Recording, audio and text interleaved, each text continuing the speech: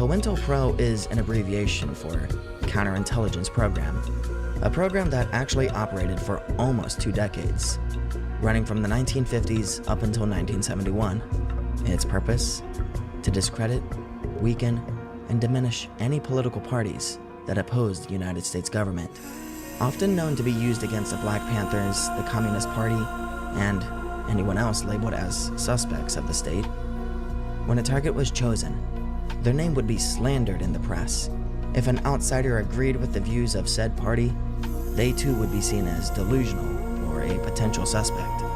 Your whole community would turn against you.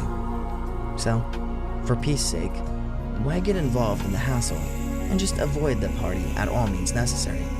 I mean, you don't want to sound crazy, right?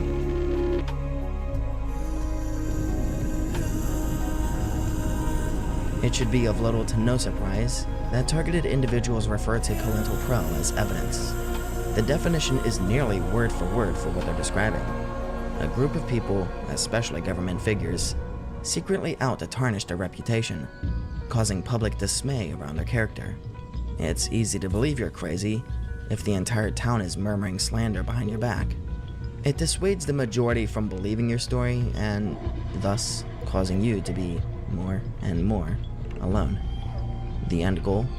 Either drive you to madness or drive you out of town. But what if you don't go outside? What if you're an introvert, a recluse, someone who refuses to partake in society? How are you targeted then? And that is when the belief of energized weapons begins to conjure. At first, I was going to joke about alien ray guns and all that, but I decided to take this more seriously.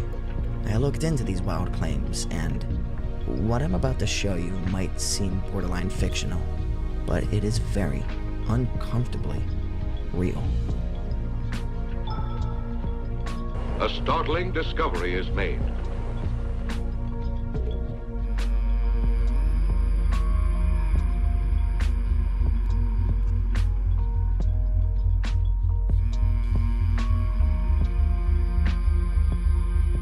You are currently looking at various government documents and illustrations, all containing research of energy and radio wave weapons. Majority of these were top secret until 2006. And right here is a documented annex of numerous United States patent files that were filed and approved, along with their description and inventor. You can find companies such as Raytheon, an infamous weapons company, which issued a patent in 2005 for a device that is able to direct high-power magnetic waves at a target for weapon purposes. Even Sony had issued a patent in 2008 in order to monitor community mood by remotely analyzing voice, text, and biometrics. I guess now is a good time to bring up another Sony patent, US 8246454B2, which requires users to yell the advertiser's name in order to end a commercial. That's great. These patents are horrifying. There's one that's purpose is to control human behavior with low frequency waves. Another one, from the 80s, had the purpose of controlling the mental state of subjects by adding imperceptible subliminal messaging to audio signals. And there is a whole list right here full of these, and God knows what other patents exist out there. I found this one by accident. Fuck, there's 2 separate files that both are described to remotely cause individual to hear voices via EMF waves, imperceptible to anyone else. a literal schizophrenia gun. I mean, with all of this, it's not so hard to believe the victims. There is documented proof that the government has had no issue with the idea of toying with controlling thoughts and behaviors of other human beings. There is a book that you can buy, or you can just find a PDF of it online, called The Reality of Psychotronic Weapons Today, written by Preston Bailey, PhD. The book covers many different patents and weapons that the US government has funded, including a distributed sound and light array debilitator, also known as the BOUCKe ray. It generates lights and sounds in a specific manner to overload the brain, Prolonged exposure can result in even more unpleasant effects, including nausea and vomiting. Bailey even states that there's a machine called the Medusa, a weapon that creates audio to disorient targets, but it goes completely unnoticed by the human ear. It apparently uses pulses of microwave radiation to generate shockwaves inside of a person's skull. Okay, yes, so there's weapons made probably for wars, but that doesn't automatically mean that they're used against citizens, right? I mean, sure, the NSA record our every movement, and sure, the FBI created the counterintelligence program, and sure, the CIA created the Tempest operation, which is used to spy on your electronic device screen by intercepting the radiation that emits from your device. And sure, the CIA performed MKUltra, where they spent decades attempting to brainwash citizens. And sure, the CIA performed the Stargate Project, where they attempted and documented psychic abilities. And sure, the CIA operated Project Shatter, which was designed to obtain information from citizens against their free will. And sure, the CIA made Project Artichoke, where they attempted to create assassins through drug-induced hypnosis and would force addicts to go into withdrawal and attempt to create a new personality during their amnesia-like state. And sure, they tested Project Artichoke on groups that were deemed as untrustworthy during none other than 1950s America. And sure, the CIA may have brainstormed Operation Northwoods, which was the idea of CIA operatives bombing American citizens and blaming it on Cuba so we could justify a war. And sure, the United States government once tested a biohazard weapon spray on an entire city to study its spread. Where was I going with this? Wait, hold on. Is the government difficult to trust? No. It's almost as if there's lots of documented evidence to back up the victim's theories and claims. But does that mean every victim is being hunted by the CIA?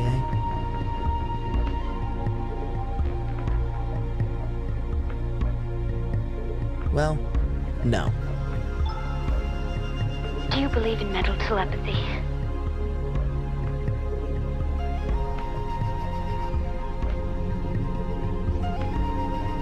First, I want to circle back to the little rant I had prior to discussing the evidence. I made a comment about an echo chamber. The idea that the world is after you and you can't trust anyone, to just give up and stay alone. This right here could be, and more than likely is, causing significant damage to a lot of people's health. To brush away any and all thoughts and title everyone as the bad guy. First of all, that's an absolute. But above all else, it's single-minded and it's dangerous. You can find a lot of people discussing that the end goal of gang stalking is to cause a person, to cause a victim, to take their life. But by simply telling everyone who suffers with these ideas, whether they are based on documents or delusions, that there is nowhere to go and no one to help, it only fuels these depressing thoughts and ideations. According to the Environmental Research and Public Health article, The Phenomenology of Group Stalking, a content analysis of subject experiences, over 0.66% of adult women, along with 0.17% of adult men, report being gang stalked in the West. By definition, stalking is often an individual who acts solely by themselves, or in some cases, stalking through proxy, i.e. online, or by telling their peers to also go after you. So, their article decides that 3 or more separate individuals need to be involved in order for a case to be labeled as gang stalking. They hosted an anonymous questionnaire online for adults who defined themselves as victims of stalkers, and they discovered that 12.3% of the participants claimed that they were being gang stalked. The study then took 50 different written accounts to analyze deeper and found that the victims' stories are something we're kind of already used to hearing. Examples stating that it's a brainwashing military experiment, or it's part of an overt agenda to create and test mind control. They're creating weaponry tested on us. That sounds familiar, doesn't it? I began driving a friend around to make his pot sales, and I started noticing we would get tailed from time to time. I knew this friend had connections in weird places. He knows members of Anonymous, and he knows people who work at the Pentagon. I also did a lot of research and was very vocal about being anti-government and anti-corporation. This is what got me targeted. Once you're on their list, your life can become a living hell. Because I refused to join their devil cult and become an operative, I would become a victim. My invitation to join came at an early stage via voice to skull. This article even boils down similar traits between each victim's story. 94% of the stories mention being followed or surveilled. 80% mentions a conspiracy theory, normally involving government agents. 66% share direct physical interference and harassment. 44% mention being targeted via noise, and 40% of victims mention mind control. In the end, the article seems to acknowledge that there is a gang stalking experience happening, although it's seemingly impossible to determine why there's one happening. The possibilities aren't necessarily endless, but with the little to no evidence besides word of mouth, it's difficult, if not impossible, to proceed further with a conclusion.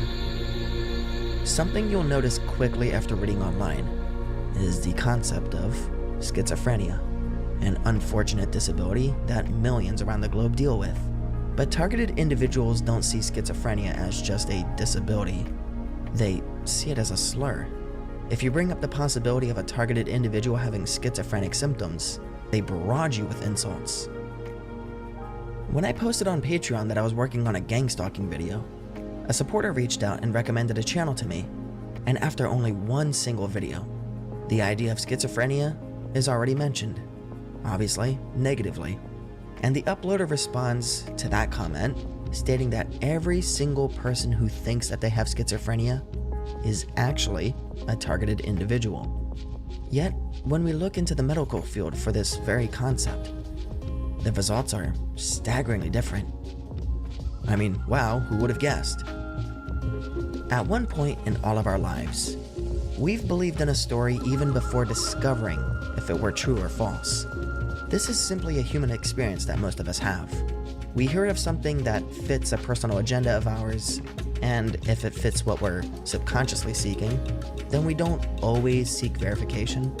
So it's up to each and every one of us to keep ourselves accountable for when information is proven to be false. Except, have you ever heard of delusional disorder? It is when a person's brain actively struggles with facts, logic, and reasoning. And of course, it's much more complex than that. Humans with delusional disorder struggle to balance their beliefs between real and fictional. And what makes it worse is that if you discuss this with them, their disorder leads them to believe that you are wrong, and secondly, you're actively conspiring and working against them. The disorder isn't always associated with schizophrenia or schizoaffective disabilities. Sometimes, it can be trauma-induced, whether from emotional manipulation, family history, or even substance abuse. But the disorder remains the same. Victims struggle to believe when someone's helping them, and struggle to grasp between reality and imagination. Similarly to schizophrenia, if gone unchecked or against medical orders, the symptoms may increase. Symptoms like hallucinations, psychotic depression, or manic episodes of bipolar disorder are just some ideas, but the delusions can spread into other areas. There is delusional jealousy, where you believe your partner is unfaithful regardless of the lack of evidence. There's grandiose delusions, where you believe yourself to be deserving of a crown, you're all-powerful, and you're immensely rich, despite your social status. And then, there are persecutory delusions. To suffer with persecutory delusions is to believe that you are at the end of a developed evil plot. You're being tracked, followed, you're being spied on and lied to, and all of this will result in harm. These symptoms can lead a victim to have anxiety, depression, and insomnia, and if gone untreated, it can lead to a state of mental impairment. The severe damage is not instantaneous in most, with many people maintaining a high level of functionality for years. But their delusions, these hallucinations and obsessions, often resort the person to their own personal prison. But of course, to the individual, it's more of a personal solitude. No one can be trusted, and no one is allowed inside of their shelter. These individuals could become too frightened to step outside of their shelter, even for work. This act of solitude and seclusion only heightens their depression, with some cases even facing suicidal behaviors. This is why it's dangerous to just go online and trust what others say. I mean, you can apply that to anything, but you could be hearing stories of pure hallucination and getting advice from victims who have all but completely shut out every individual of their life. Advice such as give up and don't even try. Advice that completely rejects the medical field and looks down upon health specialists. There are special forms of treatment if you feel that you have symptoms, which last for weeks at a time, and if you're willing to ignore internet forum moderators. I'm not going to sit here and say the cliche, take meds, schizo, as professionals have even heavily stated that medical supplements alone are not effective towards helping with the symptoms. The best recommendation is to seek a professional to talk to.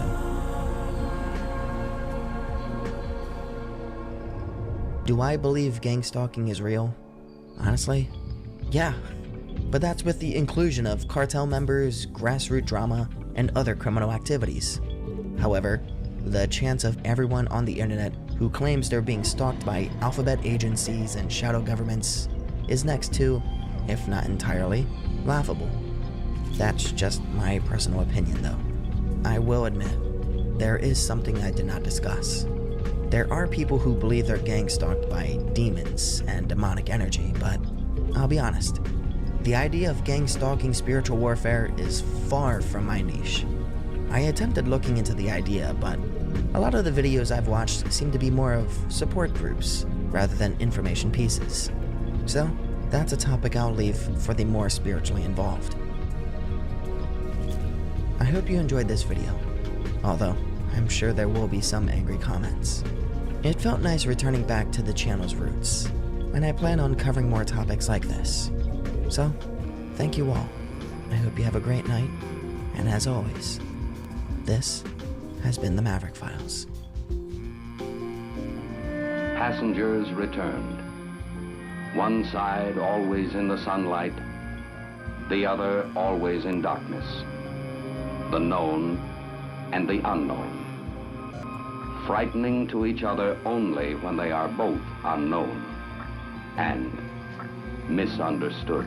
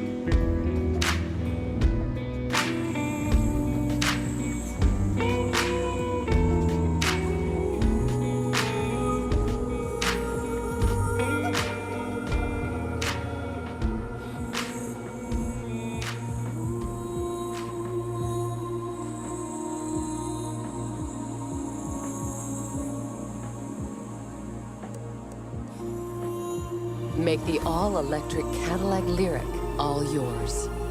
A stylish SUV that takes luxury beyond thrilling all the way to electric. Experience yours today at Cadillac.com/Lyriq. The type of people that know these things that I'm about to share with you all today, they tend not to share it with others. Because if you wake up to this stuff, you are literally the worst nightmare of the system. You are Neo when he realizes he's the fucking one.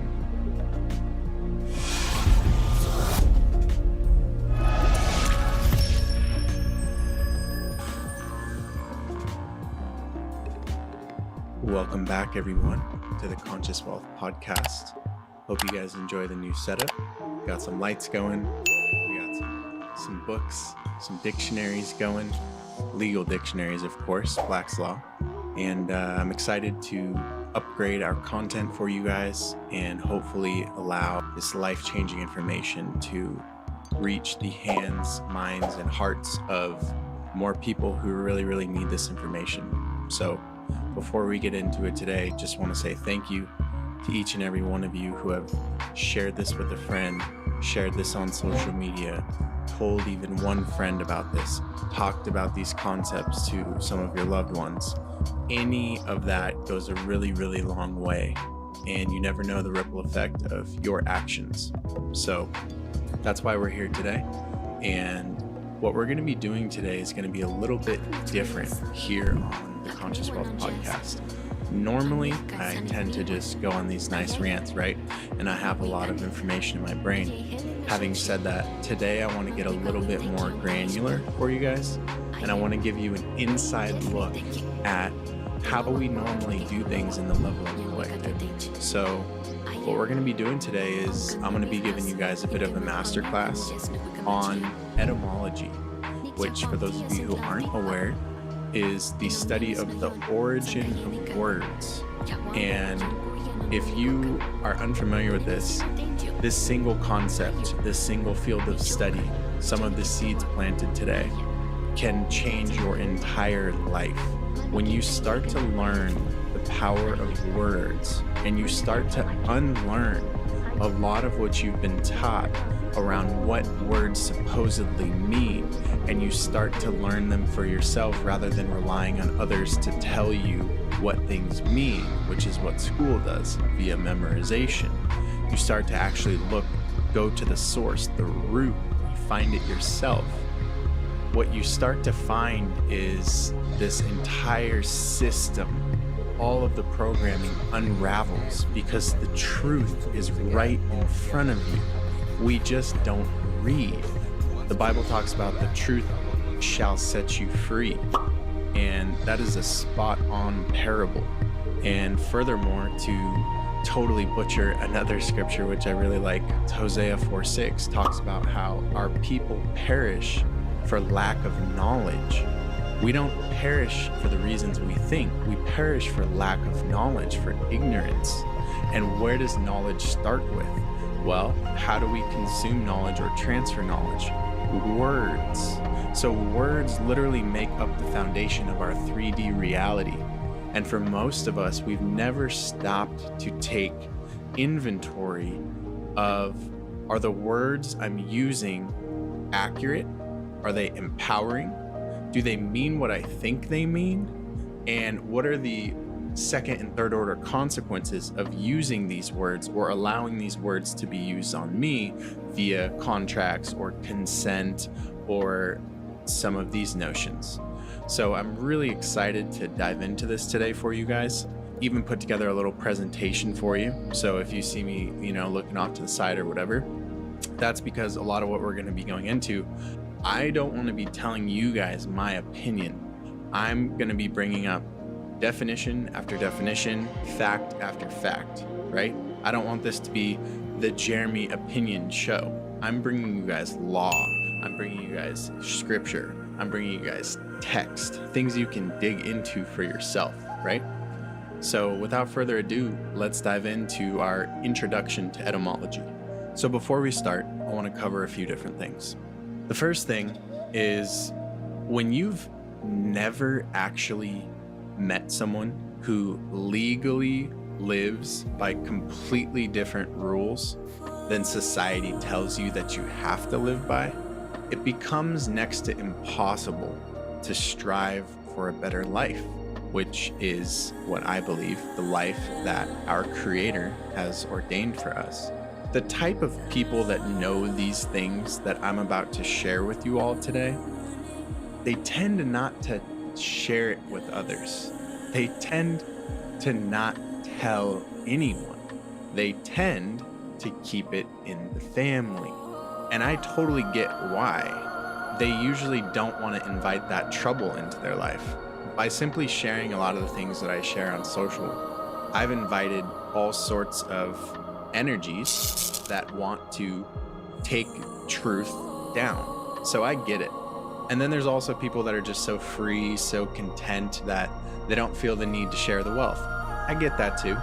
But I do believe we are here for service and we're all walking each other home. This is the least that I could do. So I hope you guys enjoy it. So what we're going to be going over today is a roadmap of sorts. It's a blueprint showing you that there are in fact 2 possible realities that you can live in moving forward.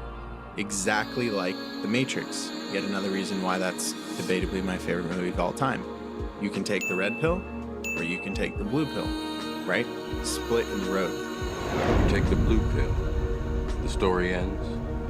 You wake up in your bed and believe whatever you want. You take the red pill, you stay in Wonderland, and I show you how deep the rabbit hole goes. One of these realities is stepping forth as a sovereign individual. And I don't want to go down the rabbit hole of, what does sovereign even mean? I'm not talking about becoming a sovereign citizen. That doesn't even make sense. We don't teach that, so please do not ask me that. I'm talking about metaphysically as well as components legally, i.e. living your life in the private domain, not as your shaman, etc. That's one reality. The other reality is you can continue living as a citizen. That first reality is all about you being a natural person, which is your living lowercase name. Your lowercase name represents you, the blood and flesh, natural living person. The other option, which most people choose due to convenience or ignorance or fear, whatever, is you are actually a corporation. And we're going to be getting into this a little bit as some of the basics. So when you're a corporation, not only are you dead, you're legally dead, but you're also what's called a legal fiction, which I'll get into in a minute. This is your all caps name. So I want you to go look at the last bill you've got. And I want you to look at who it's addressed to. Is that addressed to your all caps name, or is that addressed to your lowercase name? 9 times out of 10, it's going to be your all caps name. And what do? You respond to that, i.e. consenting without knowing that's what you're doing, and you pay the bill or whatever it is. You take the liability. But that isn't you. They're tricking you. So let's go a little bit deeper. So before I move on, last thing I'm going to say, for anyone who's currently not operating out of a private common law irrevocable trust out of the jurisdiction of the United States, you're subject to the jurisdiction of the In God We Trust, the United States Corporation. Yes, the United States is a corporation. Hope you know that by now. This is why you may have noticed that life seems so hard. The laws and the rules only continue to get worse, right? More statutes, more mandates every single month, quarter, and year. Your freedoms are only going to continue to be taken away as a citizen because citizens have privileges. They've accepted privileges in exchange for losing their rights. It's important to recognize that as a citizen, you're viewed as what's called chattel in the eyes of the law. And chattel is exactly what it sounds like, cattle. You're viewed as literal property, kind of like an animal. So I know that's a little heavy, but I wanted to kind of give you a little bit of an overview of what we're going to be going into and some of the basics of how today's talk is going to be showing you 2 different worlds that exist simultaneously. Because when I start to talk to you about words that you think you've known your whole life, you're going to have a decision to make. Do you continue to stick with the definitions that you've been taught? Or do you open your mind to go, what if what he's saying is true? I'm going to look into this deeper and decide for myself. And the implications of that single conversation that you hopefully are going to have for yourself will alter the trajectory of your entire life. What does someone do when they've been living for 20, 30, 40 years under the understanding that here's the rules to life, here's the meaning I've ascribed on life, and then they just one day are shown none of that is true, none of that is real? Welcome to my reality. All right, so I'm gonna briefly just want to read a direct quote from a paralegal book. So one of the training books you have to read when you're a paralegal to prepare you to take your tests that you need to take. before you become certified as a paralegal. It says, in the legal profession, the accurate use of words is crucial. Some lawyers, in fact, suggest that the practice of law rests almost entirely on the precise use of the English language. The following pages introduce you to a broad range of basic legal terminology needed to embark on a career as a paralegal. Complete familiarity with common legal words and phrases is required when creating and interpreting legal documents. Here's the most important part. As you'll see, inaccuracies that might strike a lay person, that's them talking about you, homie, aka a basic, might strike a lay person as trivial, can give rise to serious legal consequences. This highlights the importance of both understanding basic legal terminology as well as using it. So I wanted to use that as somewhat of a preface so you guys can understand what's the big deal. What does it matter if, my definition of a word is slightly different? Well, in law, it's a game of inches. It's a game of the most minute detail. It's like chess, but you have a microscope and you have to be deadly with your accuracy. And if you don't understand what a word means, or you're using it incorrectly, or they're using it and you don't understand to counter it, you're gonna get eaten up in commerce. Everyone wants to talk about sovereignty. Oh, I want a homestead. Oh, I'm looking at all these plots of land. Oh, I'm not gonna pay taxes. I'm not gonna deal with their systems. I'm gonna own the land. I'm gonna live off the land, etc. That's all great, but do you know the basics of how to enforce your rights? Do you know the basics of law, which means the basics of words? Before we can even get into application, we need to understand what we're gonna fill our exhibits or documents or templates or frameworks with. Even verbally, do you understand how to stand on your own and speak about your rights using the proper language? So there's not miscommunications. It can't be misconstrued that you said something different, right? So this stuff is really important, like so important that it wasn't taught to you in school. Imagine that. That's how, at this point in my life, that's how I gauge how important something is for you to know. If it was intentionally left out of being taught to you in school, it's probably really fucking important. So there's a little barometer you guys can start using. All right. So first things first, we're gonna put this up on the screen for you guys so you can check it out. But I'm gonna read this quote for you directly from Trump on September 18th, 2019, when he was still president. He says, and I quote, "You people trying to insult my intelligence if I read the US Constitution. Okay, how many of you able to figure out how the 14th Amendment works? In case nobody knows, the infamous 14th Amendment was designed to put people as a legal fiction, giving up your rights for privilege and immunities. By voting for me or anyone in office, you committed a crime against your Republican form of governments. Try to figure that out first and then ask me if I read the US Constitution." That's insanely fire. And we're not going to get into politics at all. I don't vote. I haven't voted. I will not vote in the future. It's all fake. Having said that, what I loved about Trump is he drops commerce gems all the time. For those of you paying attention, for those of you listening, and when he dropped that, I was like, I cannot believe he said that.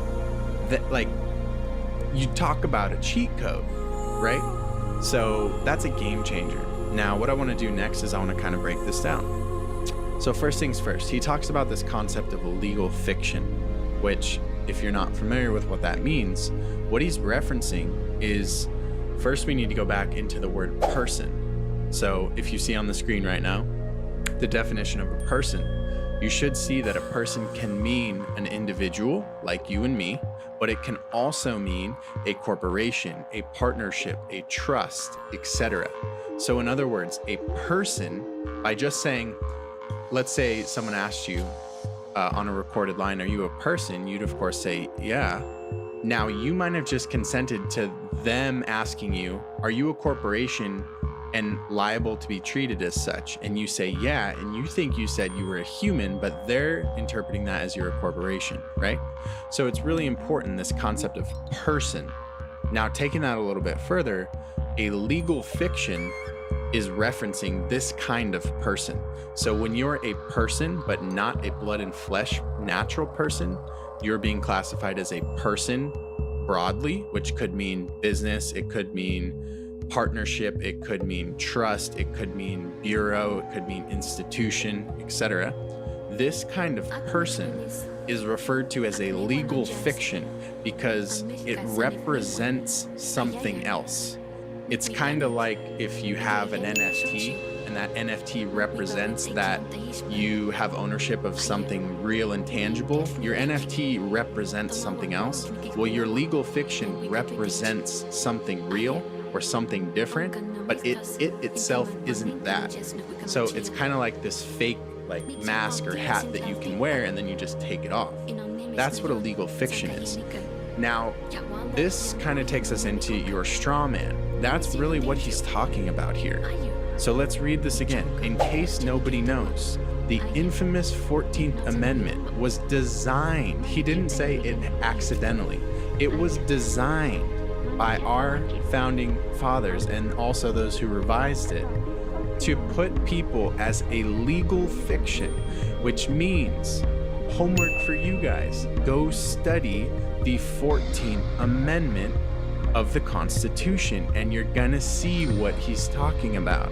It talks about persons and their rights. Now, it doesn't say people, it says persons. That's all I'm gonna give you. You need to understand who or what that's talking about. So he's given a lot of game here, right? So let's go a little bit deeper in this concept of the straw man. So for those of you who aren't familiar, homework assignment 1 is to dive into the 14th Amendment and just start studying it. Read it again, read it again. Get out a Black's Law Dictionary, start deciphering what those words mean. Get out, pull up Cornell Law, start deciphering what each of those words mean. Retranslate the sentence until it makes sense based on legal dictionaries. It's not what you think it is. That's homework 1. Homework 2, if you haven't yet, watch Straw Man, The Nature of the Cage documentary. It's free on YouTube. And you'll start to understand a lot of what I'm talking about here.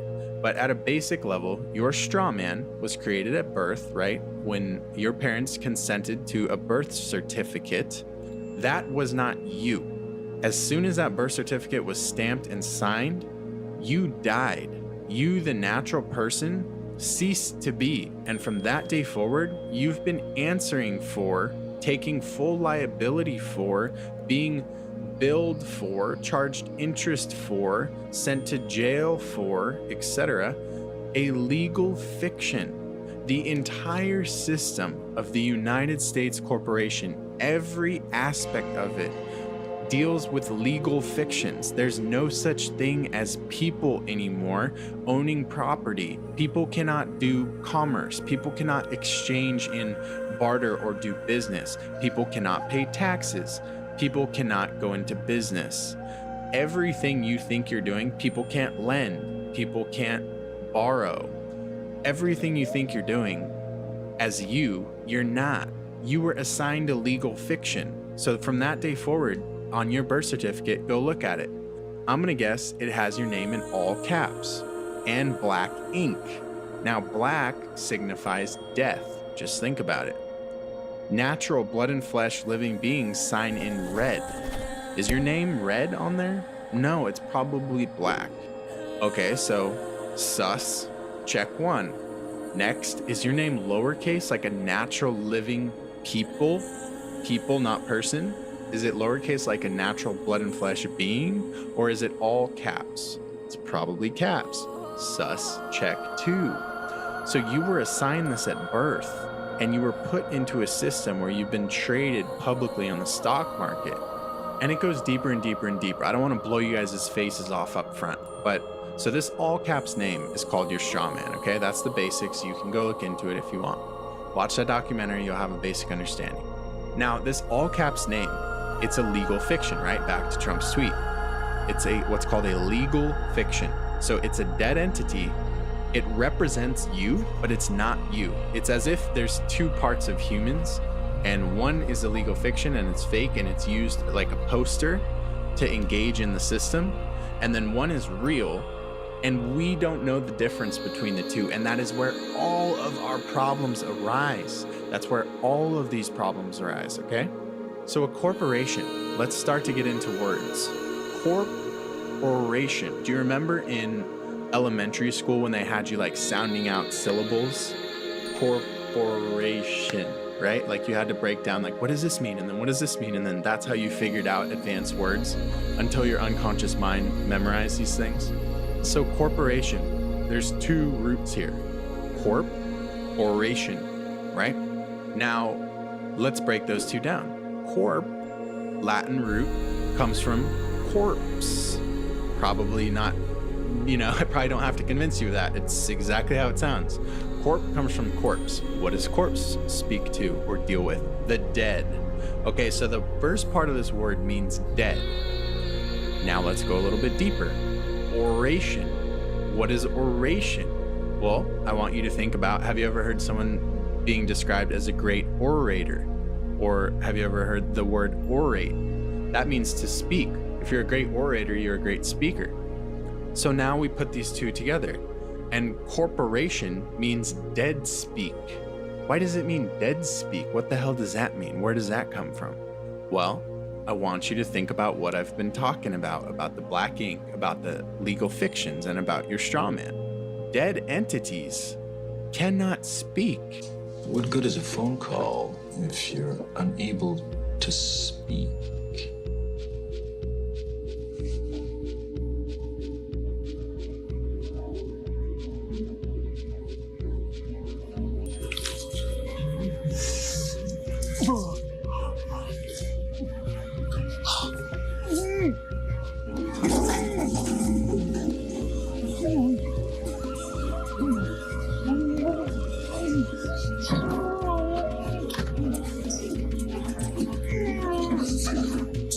They can't. Therefore, how does this whole system work then? Jeremy, you said everything is a legal fiction. You said that humans can't even engage in any aspect of the system. Humans can't have a license, humans can't pay taxes, humans can't accept debt, humans can't lend, humans can't do any of that. A legal fiction has to. So how does it all work then? Here's how it works. Dead entities, I want you to think about zombie movies or like The Walking Dead. What do dead entities need? They need fresh blood, don't they? They need life force, don't they? So here's how this works. Dead entities need life, living, they need credit. Life and credit are the same thing. Maybe I'll get into that later. They need living beings to feed off of or take over to give them life.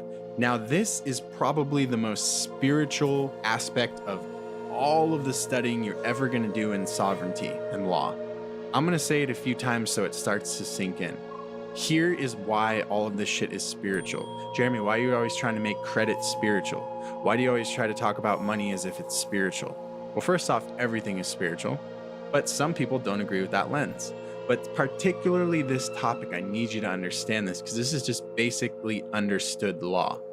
I'm not saying anything advanced yet. This is super basic. Corporation means dead speak. Corporations are referred to as dead entities.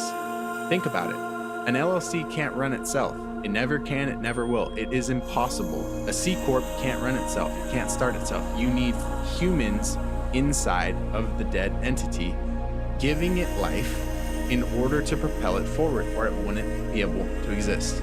The banks work the same way. The US corporation, the IRS, the governments, the bureaus, they all work the same way. They're dead. They can't speak. So what do they do in order to continue on or in order to grow in power? They try to leech off of our life force energy. Now, I want you to think about that from a more spiritual or holistic lens. Why is there shit in our food? Why is there poison in our water? Why are we fed what we're fed in the media? Why are we driven to fight each other, etc., continually polarized? Same thing. They're trying to leech your life force energy. Because if you wake up to this stuff, you are literally the worst nightmare of the system. You are Neo when he realizes he's the fucking one. Tried to take from us. Purpose.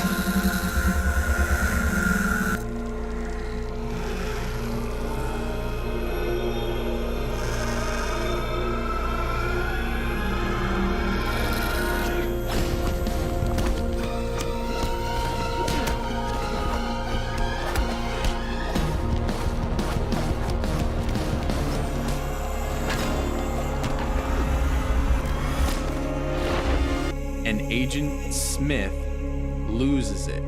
He realizes it's a wrap, it's over. That's the gravity of this conversation. Whether or not you take it seriously is up to you. But this is realer than real, I can assure you, as someone who lives this life. So this is the purpose of all US citizens and non-sovereign persons. This is why they want you to have a birth certificate. This is why you get incorporated before you're of age to understand any of this. This is why your parents don't know this. This is why you've never been taught this. This is why I probably sound crazy. Because if you knew, you wouldn't consent.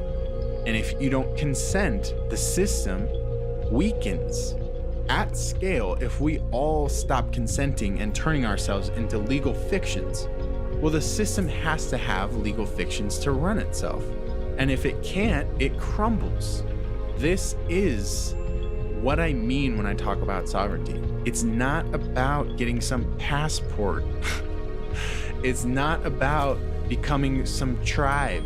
It's not even necessarily about going and living off of the land.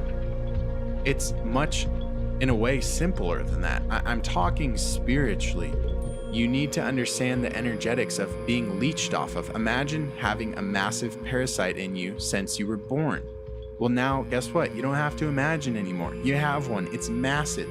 And imagine how different your life would look if you did a parasite cleanse. I'm talking metaphorically, of course. And you shit out a fucking garden snake. Well, guess what, guys? You have a garden snake in you. If you're a citizen, you have one. And you have a choice to take some things, aka devote yourself to the sovereignty process, learning law, learning to exert your rights, etc. And you can shit that out. What would your life look like? That is what I want you to think about. So now I'm going to start to get a little bit deeper. We're going to go into Admiralty Maritime Law, which I made a post that was really popular. A lot of you shared it, a lot of you saved it. Thank you for that. If you haven't seen it, you can go check it out. It was a swipe file on water words. And I talked about Admiralty Maritime Law. And I want to get a little bit into it here where I can be a little bit more thorough and explain for you guys. But before I start, we'll put it up on the screen. But I want to show you the definition of Admiralty here, straight from Cornell Law. So it says Admiralty. Admiralty law, or maritime law, is the distinct body of law, both substantive and procedural, governing navigation and shipping.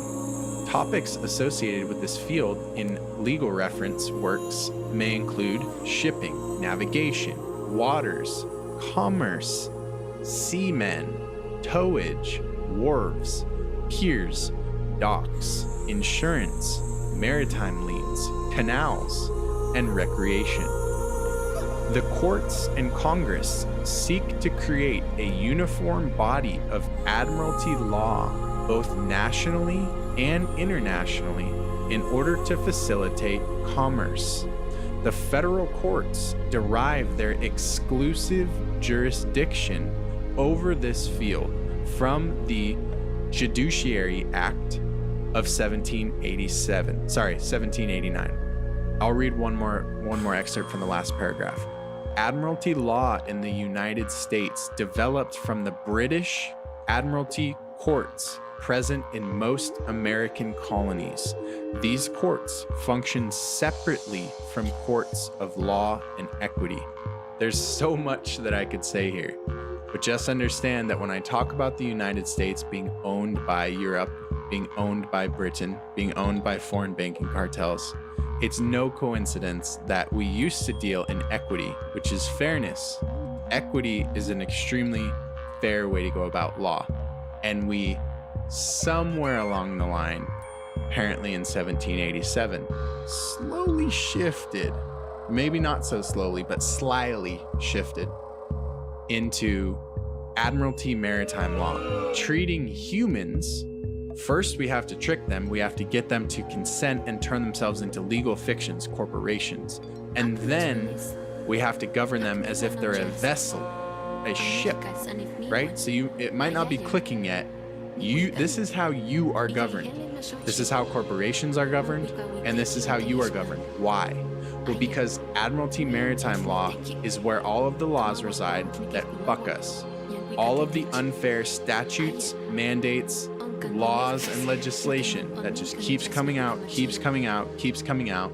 This is all under the blanket realm of Admiralty maritime law.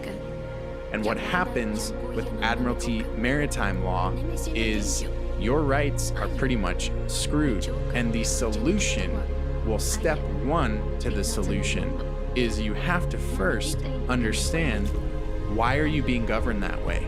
You're only being governed that way because you're consenting to being a legal fiction.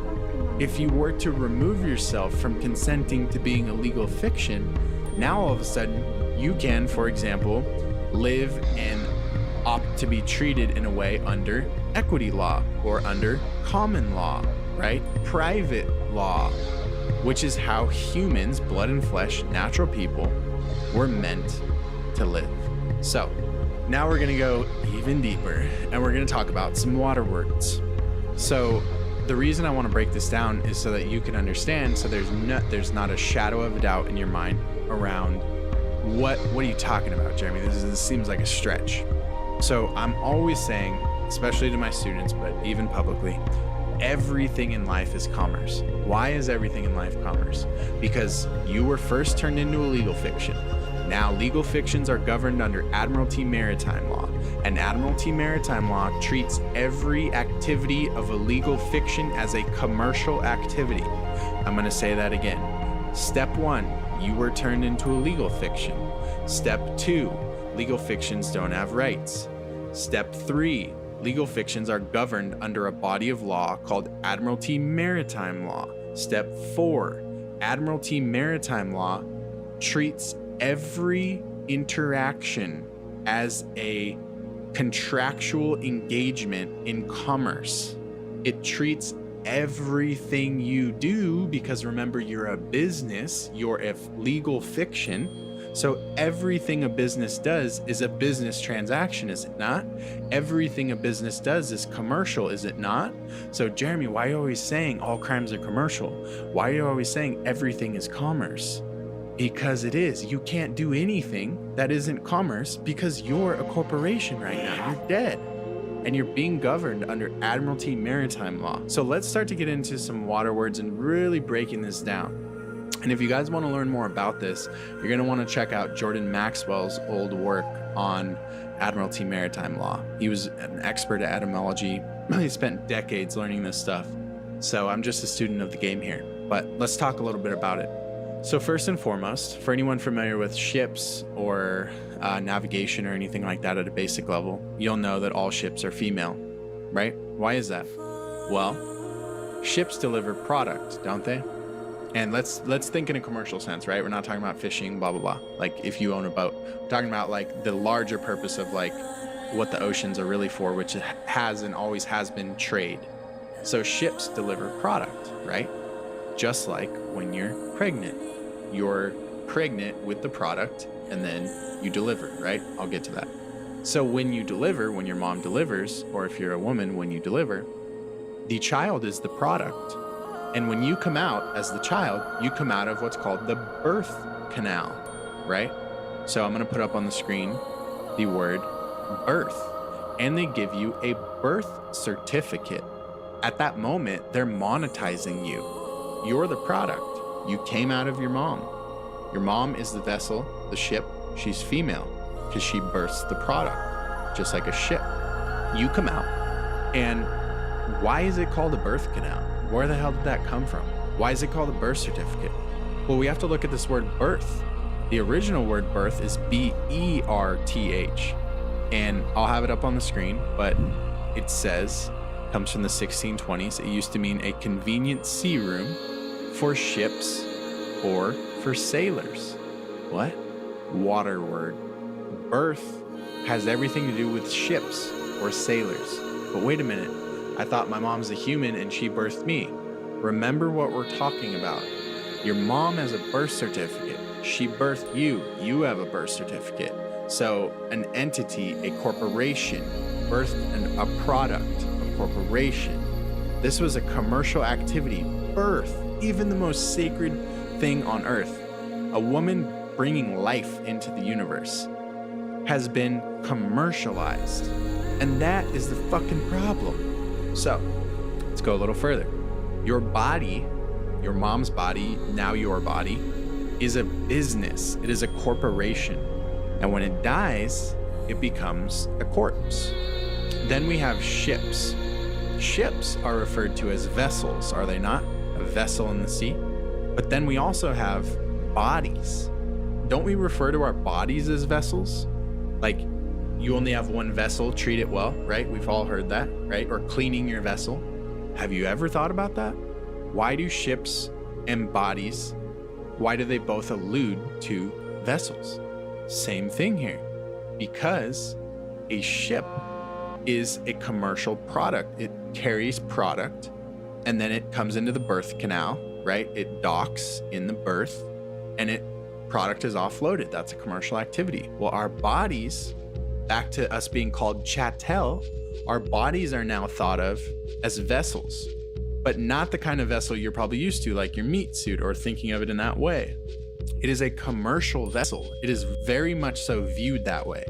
A set of numbers, a product to be commercialized, taxed, etc. It's a legal fiction. So now let's go a little deeper into the concepts of court. So your court, when you go into court, there's what's called a court gate, right? Like when you walk through and it does this, right? That's called a floodgate. Did you know that? If you've been to court, you know that. It's called a floodgate. Why is it called a floodgate? Have you ever thought about that? It's called a floodgate because you're entering onto the water. When you go through that gate, you just step off of land onto water. What? I'm going to say that again. When you go through that, you step off of land onto water. So in other words, if you've ever consented or made the mistake of going into court unknowingly because they're calling your straw man into court, but you don't know that, so you think, oh shit, I have to go, I have to defend myself, blah, blah, blah, I have to go to the hearing, and you go there. You, the natural person, are speaking on behalf of the legal fiction, and you don't know that. They're trying to talk to something dead, and you're speaking as a live person. When you step through the floodgate, you are now in Admiralty Maritime jurisdiction. It is as if you stepped onto the water, onto a ship, and you are going to be governed as such. The truth is always in plain sight. It's always there. We were trained to not see it. That's what it is. So unlearning is the most important step. Another parallel here, when you're born, you come out of your mom's floodgate, if you think about it. So in here, you can think of that as it was land, it was earth, you were part of your mom. As soon as you came out of her floodgate, literally, there was a flood coming out when you came out, and you stepped into Admiralty Maritime jurisdiction. This stuff is crazy to think about. Let's go a little further. What happens if you get arrested? Here we go, dealing with the government, policy enforcers again, courts, policy enforcers, cops, etc. So you get arrested. You have to get bailed out of jail, right? But what is a bail used for? A bail is like a shovel or a pail that's used to remove water from a ship, from a boat. Another water word, bail. Now let's think about the banks. Where do you keep your money? In a bank. Interesting. What guides and directs water Think of a river or a stream. Banks. River banks, right? Interesting. What happens when you want to send something, whether commercially or personally, even though when you personally send something, it is commercial. You just don't know that. You have to ship it. Ship. Shipping. Water word. What do we call liquidity or cash flow? We call it cash flow. We call it liquidity. Liquidate. If you want to sell something, liquidate it. Why are all of these water words? Because we're in a system treating us under the laws of Admiralty Maritime Jurisdiction, and we never, ever knew it. You were never taught this. It was intentionally hidden from you, and you were actually not only not taught this, but you were taught the exact opposite, so that you continue sheepishly giving your consent so that the system can strengthen. We have to allow them to govern us in the way that we are. You have a say in these things. That's the problem. So we have a birth canal and a birth certificate, right? We talked about that. And then what happens when you come out? Well, you come out, and who needs to sign your birth certificate? The doctor, right? Doc. We often call him Doc, right? How are things looking, Doc? What is a dock? A dock is where ships tie up. More water words. Then there's a lot of times in the commercial systems, we use the word report, right? It can be used for any number of things. Report. What is that root word? Port. Port. It's one of the most common roots in the English language is port. There's a lot of words that come from the root of port. Port is alluding to water. So a report is alluding to water. So that's just a quick rundown of a lot of these water words and showing you just how right in front of us it has been this entire time. All of these water words. And it's nothing fancy here. Like, this should all be very obvious when I'm talking about it. You're just like, yeah, it sounds exactly like that. The reason that I show you this isn't necessarily because it's not as practical, if you will. This is more of a basic foundational understanding that you need in order to shift your mind to understand that this is how you're being governed. That's why all these words are in the system. That's why banks aren't called something else. That's why it's called liquidate. That's why it's called cash flow. That's why it's called birth. We have to understand. So I'm giving you guys more clues so that you can see things from different angles here. So now I want to go a little bit into debt, the etymology of debt. So we're going to put it up on the screen once again. Debt.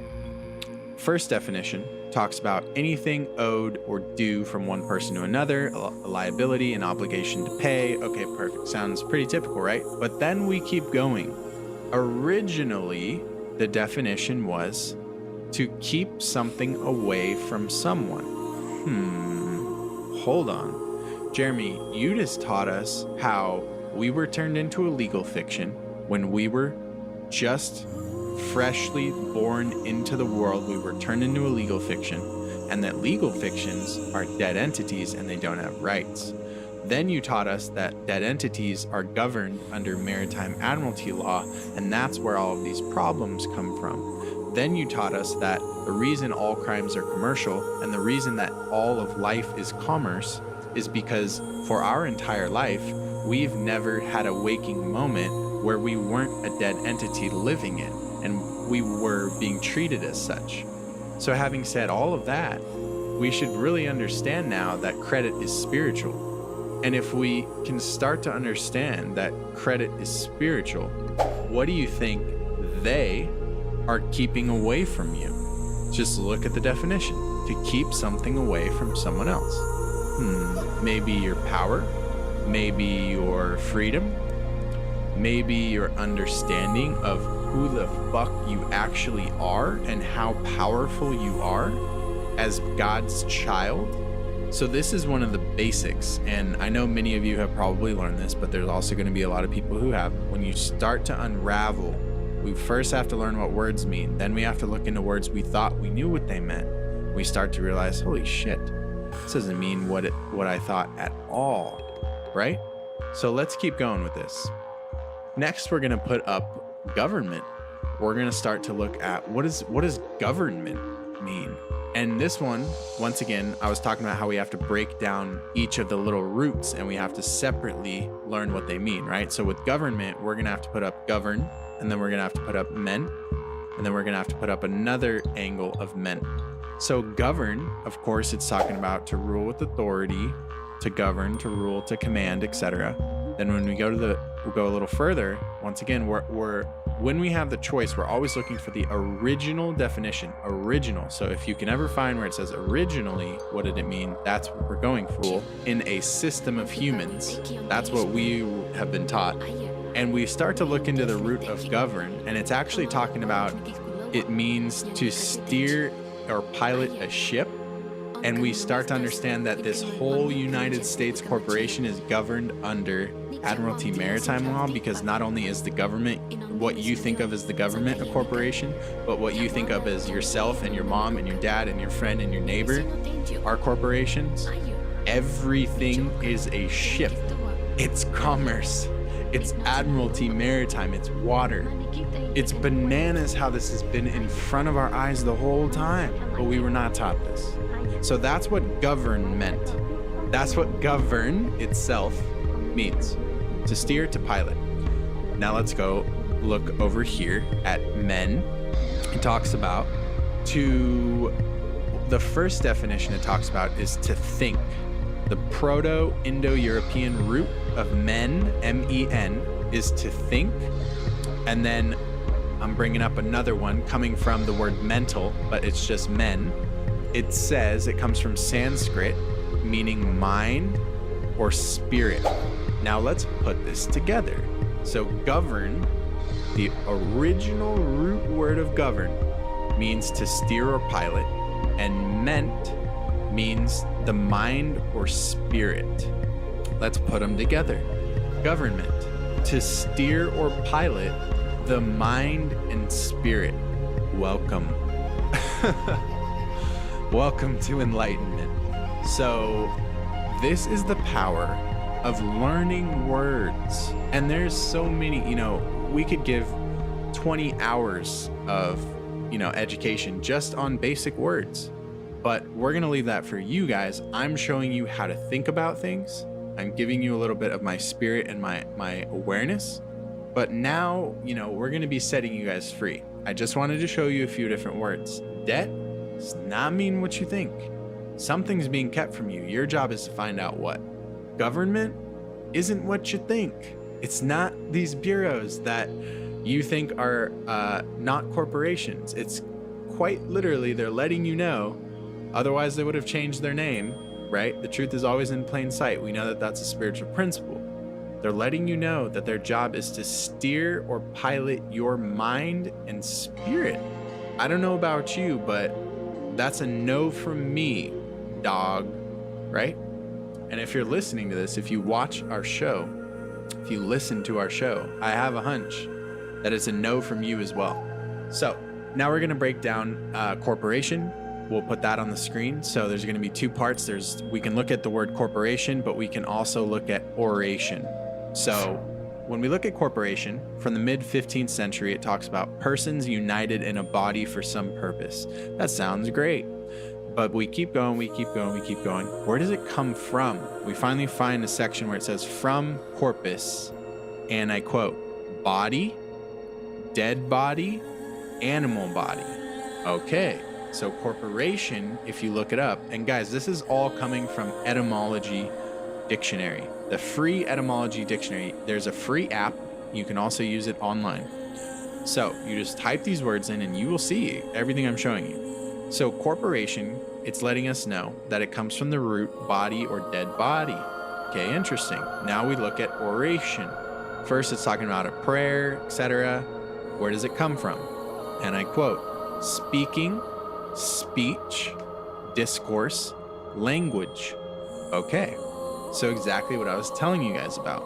Corporation, dead body, but it's speaking. How is that working, right? So it's dead speak or dead body speaking. So when I always tell you guys, dead entities don't have rights, or I tell you citizens don't have rights, or I just say, hey, you don't have rights. a lot of you might not fully, like the gears might not fully be turning clearly enough. So let me reiterate why I'm saying these things. It's not to be cute. It's not to be funny. It's not to be half truthful. I'm being literal. All cap citizens don't have rights because you're dead, and dead entities can't speak. You're treated and classified and done business with contractually, commercially, as a dead entity. And then we go out and we protest, or we vote, even worse. Or we do things where we think we're gonna make a difference, but you're a dead entity with a picket sign. You're a dead entity thinking you're going to the ballot box and making a difference. You're not even being honored as a living soul. You're a number. You're in a database. You're being commercialized. You're being sold on the stock exchange. If only you knew that when you came out of your mom, you were stamped and put on the conveyor belt and turned into a product. That's why it's called a birth canal, right? So these entities, they need your credit. They need your life.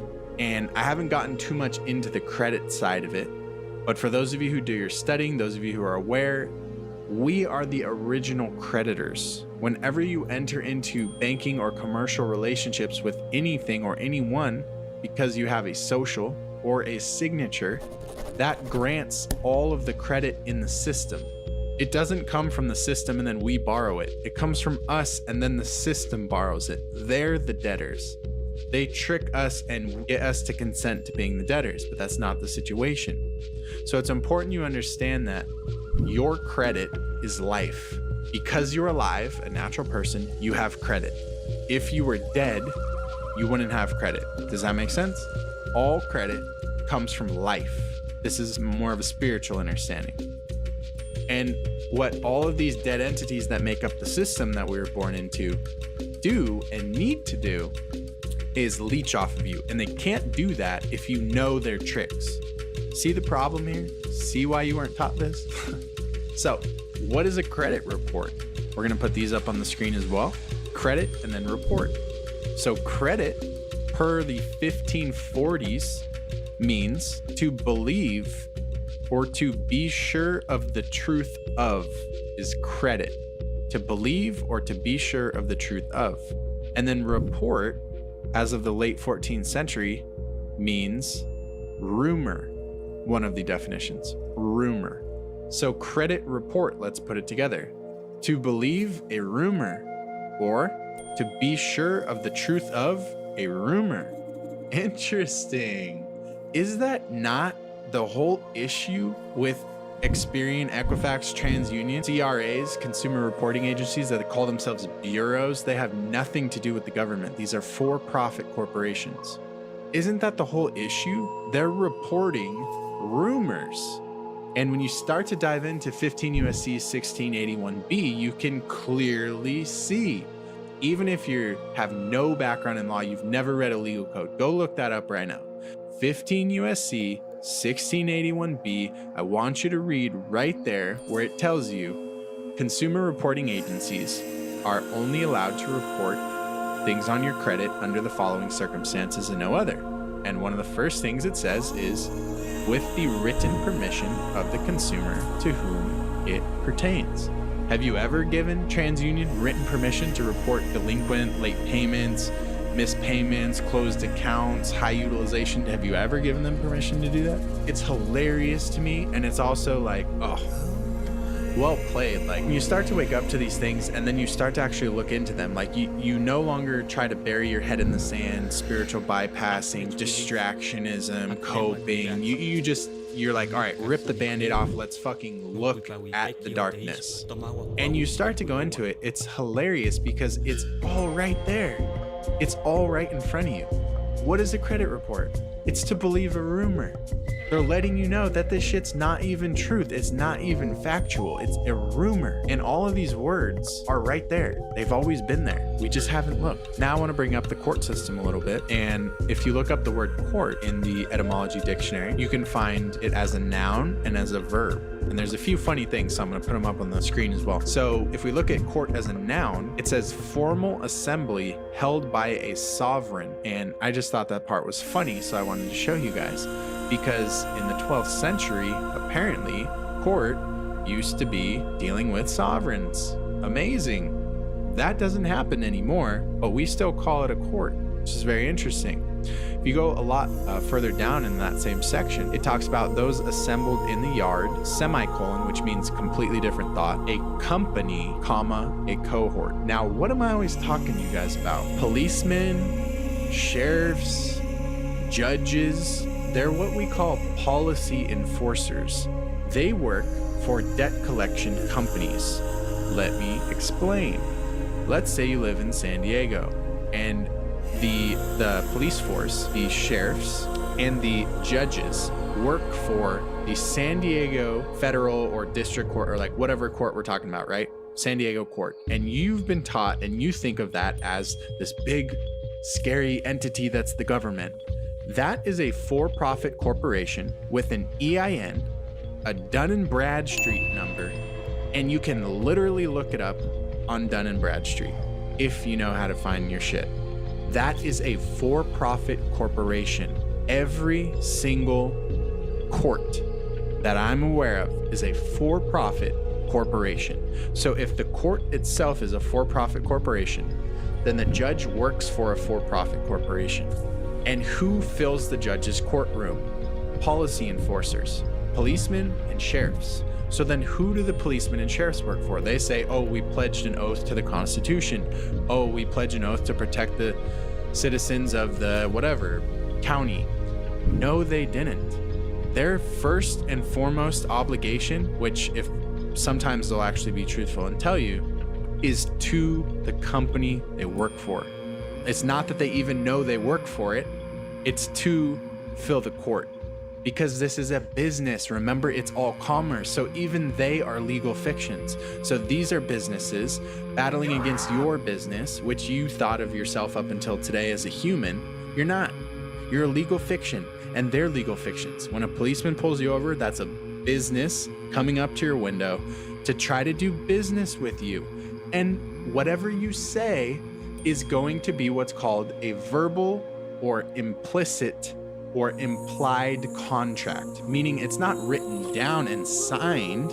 Now a ticket might be, but let's say you go, hey officer, blah, blah, blah, blah, blah, and then he goes, step out of the vehicle, I don't like your attitude, and blah, blah, blah. That right there was a legal contract that could have been transcribed and signed. It's the same thing. Your business, he's a business, you're talking as businesses, you're contracting, and you don't realize that every time you open your mouth, you incriminate yourself because you're opening your mouth on behalf of a dead entity and you're representing and answering yourself as that.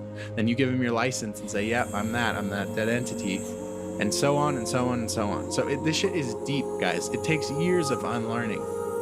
So don't be discouraged if you feel overwhelmed when you're listening to this right now. I know some of you are just going to be like, yep, that's basic, but it's basic if you've been doing the work for 6 to 12 to 18 months, but it's not when you're first time hearing this, right? On the one hand, we clearly see that court, one of the meanings of it is company. And I'm always talking about how their job, not only are they a company, but they're a for-profit company. And what's their business model? Well, they have to fill the courtroom and then they have to charge you with shit. That's their business model. They have to. Don't hate the player, hate the game. That's what they do. And it's right there for you because they're literally in the definition of court as a noun, it says company. Now let's look at it as a verb. Court as a verb has two definitions. I'm going to read the second one. It says solicit or seek to win or attract. That's another one that I think is pretty funny if you think about what a court actually is, right? Whenever you go in court, you're getting screwed in some way. They're trying to get you to pay things. You might have threats of jail time, blah, blah, blah. They're soliciting you. What is a solicitor? A solicitor I mean, humans, at least Americans, don't like solicitors so much so that it's extremely common to put a sign up in your front window that says no solicitors, keep away. Solicitors try to come sell you something. They try to come persuade you in some sort of idea, but it's always unwanted. You didn't ask for it, right? And what is a court doing? Did you ask for that? Are they not trying to persuade you of some way of thinking or sell you something? That's what's fucking crazy when you start to realize it, what a court really is. They're trying to sell you something, because guess what? If you're a master with words, both can articulate it verbally and via writing, you don't step in a court. And if you did, you know exactly how to speak, how to move, and they are not able to do shit. But that is their job. They're a company who's trying to solicit you. If we combine the definitions, they're a solicitation company. A little bit of a different definition than you may have been taught when you were shown propaganda videos about how court, or if you've ever gone to jury duty and they play this stupid patriotic videos about like, your job is really important here on jury duty and it's your patriotic duty and trying to promote nationalism and all that, right? That is a for-profit corporation and you're being fed outdated propaganda. So now let's go into solicit, because it can go even deeper. We can interpret it how I just did, but let's look at the action. Let's not make any assumptions, because this is how you want to study law. So I'm showing you guys as a case study so you can copy it. Let's go deeper. What does solicit mean? I know it as meaning, to sell, blah, blah, blah, to try to persuade you of something. Here's what the etymology of solicit means as a verb: to disturb or trouble, to harass, to provoke. Wow. So now let's read that again.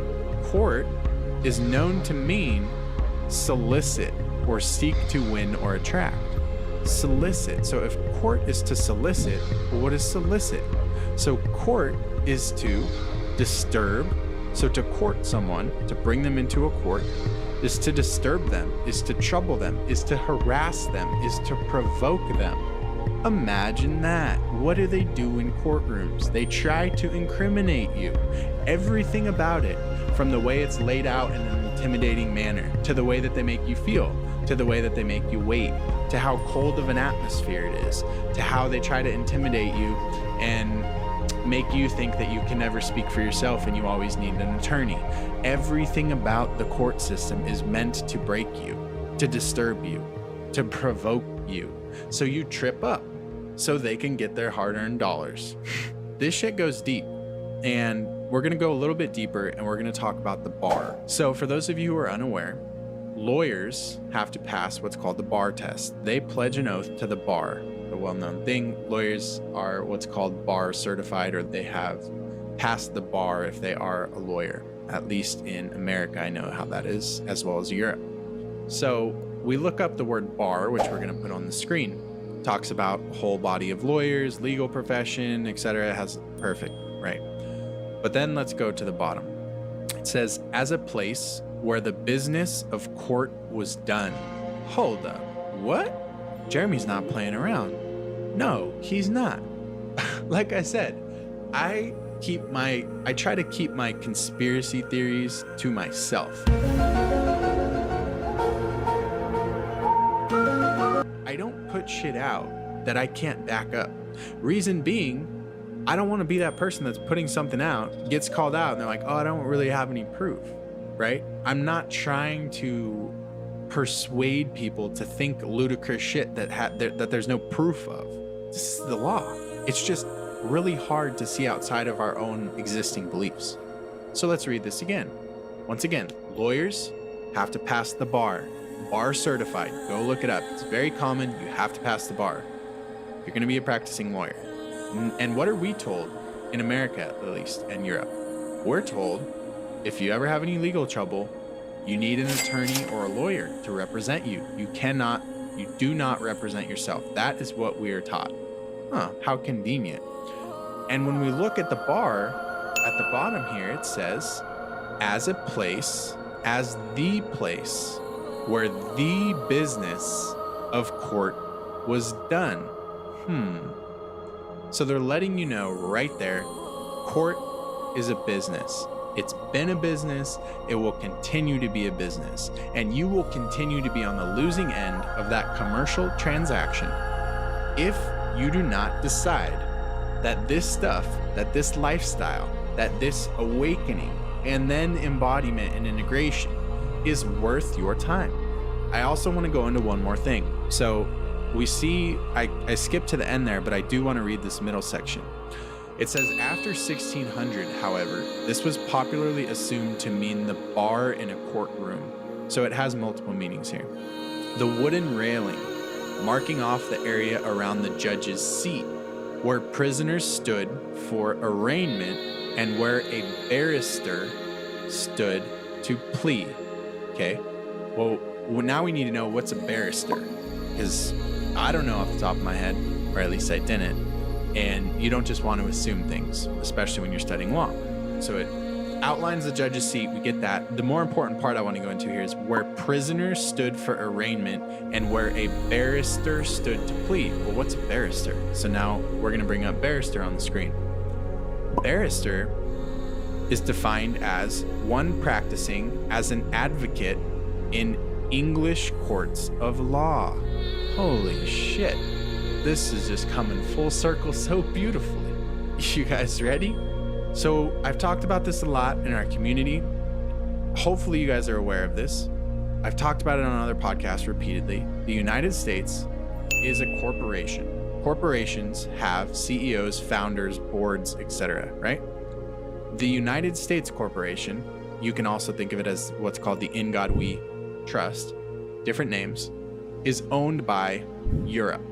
It is owned by England, Britain, old banking families, the crown, if you want to look into that. Now, we start to talk about the bar and we get into this concept of barrister. Okay, so the bar has always been referencing the business of court, how it was done, okay? It also means where a barrister stood to plead. So as of now, let's assume it's a coincidence that the bar, the same test, why did they call it the bar test? Why did they have to make it called the bar for lawyers and attorneys? You have to pass the bar. Well, we're looking at the other definitions of the bar, and we're seeing that it used to mean where a barrister stood to plead.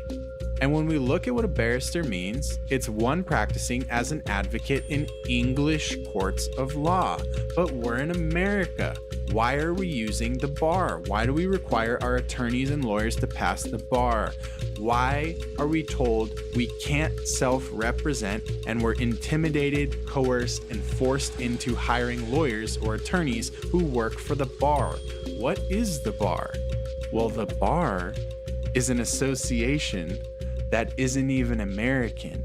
It is owned by the same European, English, British cartels, families that I'm talking about that own the United States Corporation.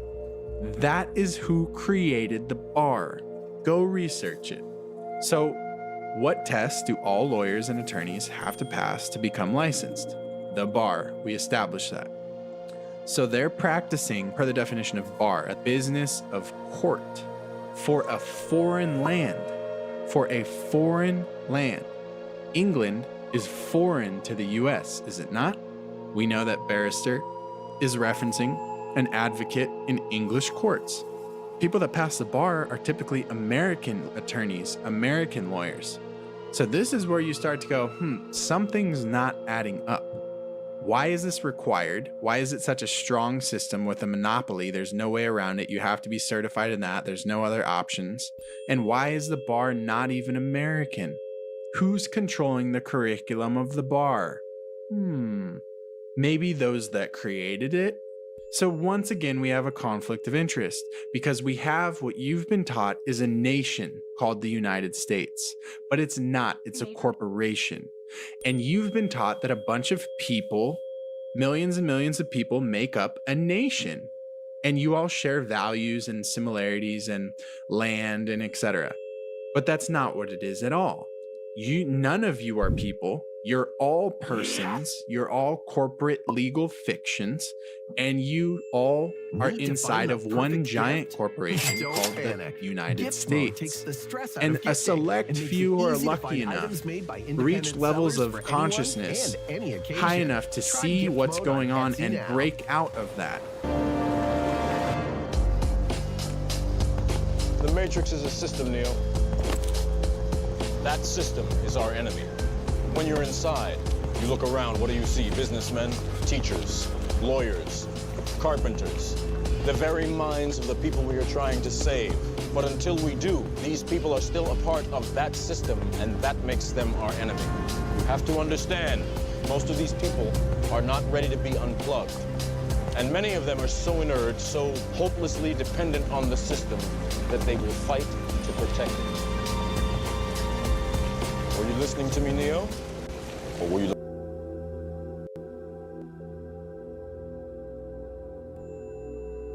looking at the woman in the red dress? I was. Look again. And they're no longer inside of the United States corporation. And that type of person news outlet in America. Now, I know it's really hard for some of you to fathom the idea that we could be manipulated and used in such bizarre ways for the purpose of profit or control from other agencies, but it is a reality that we have to face. They call it a TV program for a reason, because it is programming your mind. Some people think I'm crazy when I tell them this, but I'm just here trying to tell you the truth. Let me prove it to you with one simple statement. Have you ever seen a commercial for a Ferrari or a Lamborghini or a Maybach? No, you haven't. Because they don't make them. Because the clientele that can afford to spend that much money on a car is not watching TV. Did you hear what I just said? The people who are buying these expensive cars are not watching TV. So these car companies do not advertise for their cars on TV because it would be a waste. Let that sink in. It's crazy. And after all of this, if you still don't believe me, listen to what this guy has to say. Just listen. All right, so look, here's the deal. They have been desensitizing us since we were born. And I'll give you some examples. Let's start with the big one. Let's start with words we hear all the time and never even think about. Let's start with the word entertainment. To entertain. What does that mean? To bind or hold. To bind or hold what? An audience's attention. Okay, now let's take the word Hollywood. Where does that come from? Well, Hollywood comes from the holly tree. And the ancient druids, back in the day, used to take the holly tree, make wands to weave spells, cast spells, or channel spells. And when they needed help, they would consult the magi's or the mediums of the day to help channel their spells to the population. We'll cut to today. What do we have in our houses? We have these black boxes. What are they called? TVs. But if you stop and you say the word television, and when you turn on that television, what do you get? What's the first thing that pops up? A list of channels. And when you turn on those channels, what's on those channels? Programming. They are programming you. They've been programming your whole life. You don't even know it. They do it with your music. They do it with your TV. They do it with your movies. They do it with your games. They have been programming us and programming you since you were little, and you don't even know it because you don't even question it. Is it starting to make sense yet? Now, when I was researching this patent, I unknowingly to me at the time unlocked a whole new freaking can of worms than I was even ready to explore. But this topic is going to have to take me dedicating a whole video just to it. But let me just tell you that I found a current list of the weapons that the American government is using against us, the American public, without our knowledge. There's a whole list of harmful ones and then a list of helpful ones, and it's just fucking insane, dude. Literally, when I came across this information, my jaw was on the floor. I could not believe what I had just stumbled upon. But that's gonna be the next video. So stay tuned, because I promise you're not going to want to miss it. Until then, let us know your thoughts and opinions about this in the comment section. And as always, make sure you like, follow, and share for more videos just like this.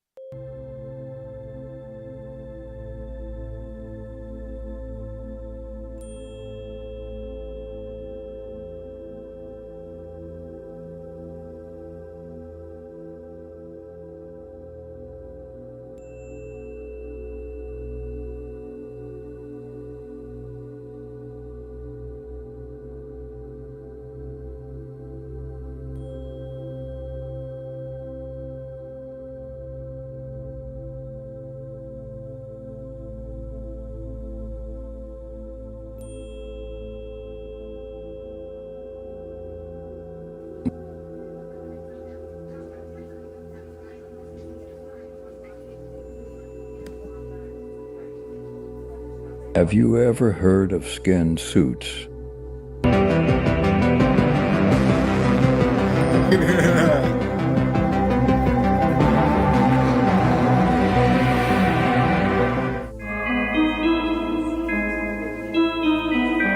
I've seen people with them motherfuckers on.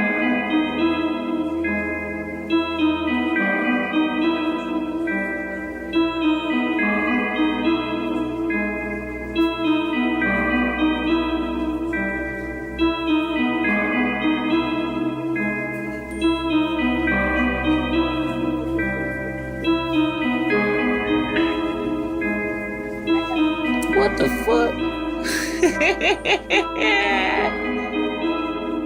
You having too much fun with that shit.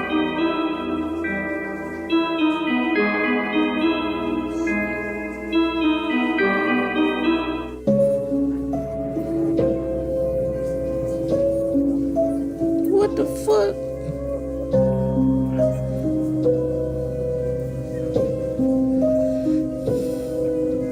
Have you ever heard of skin suits?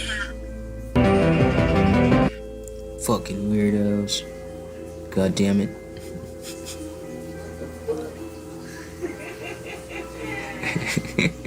Oh shit. Said what the fuck is that?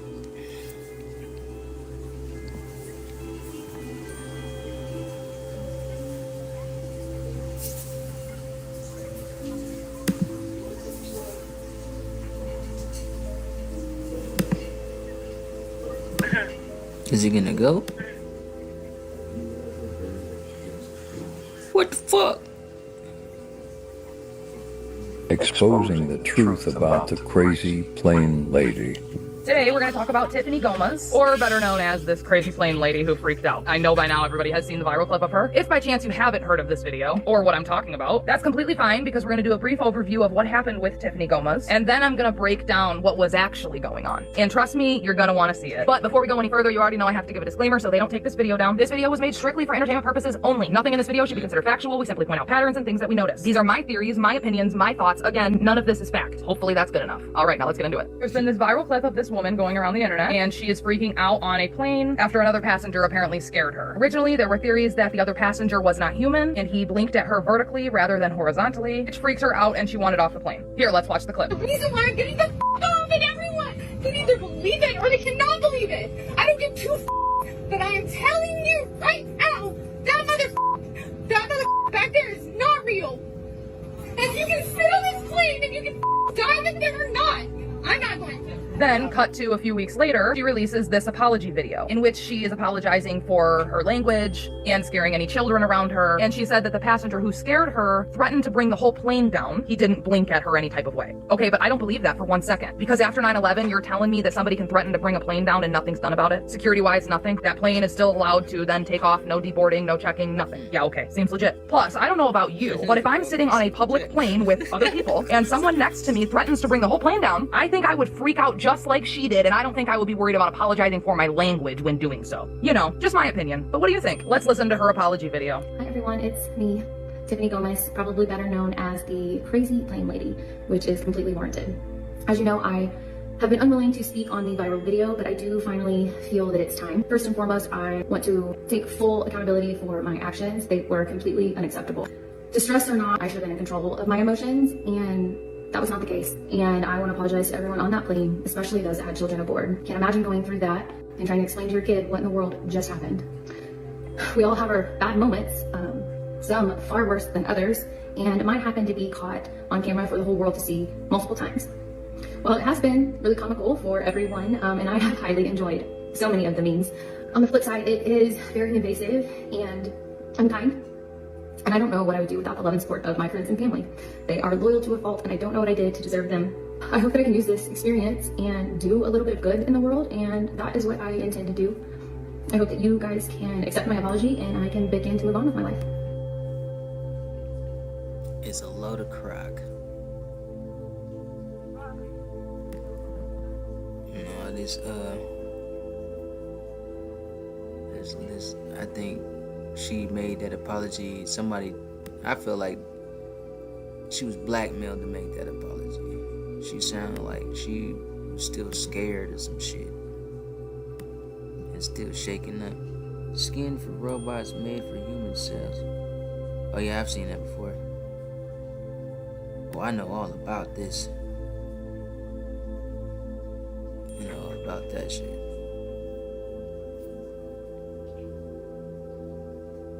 I know all about it. The truth behind the Hawaii wildfires.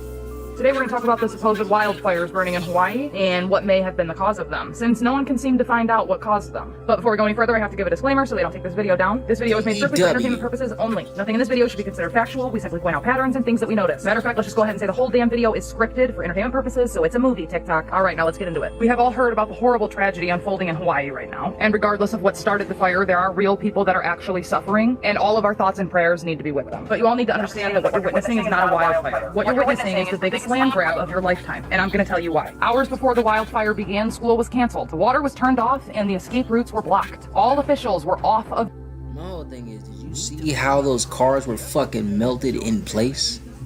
What kind of fucking wildfire shows that shit? Where the road is not fucking burnt, but around them cars and shit is fucking melted. And look at that shit. There's so many trees in certain spaces. It's not even fucking burnt. It's like it's strategically burnt and shit. Look at this. That shit's not fucking touched. But that shit is touched. How the fuck the fire just fucking jumped the street like that? So many different times and so many different angles though. You know what I'm saying?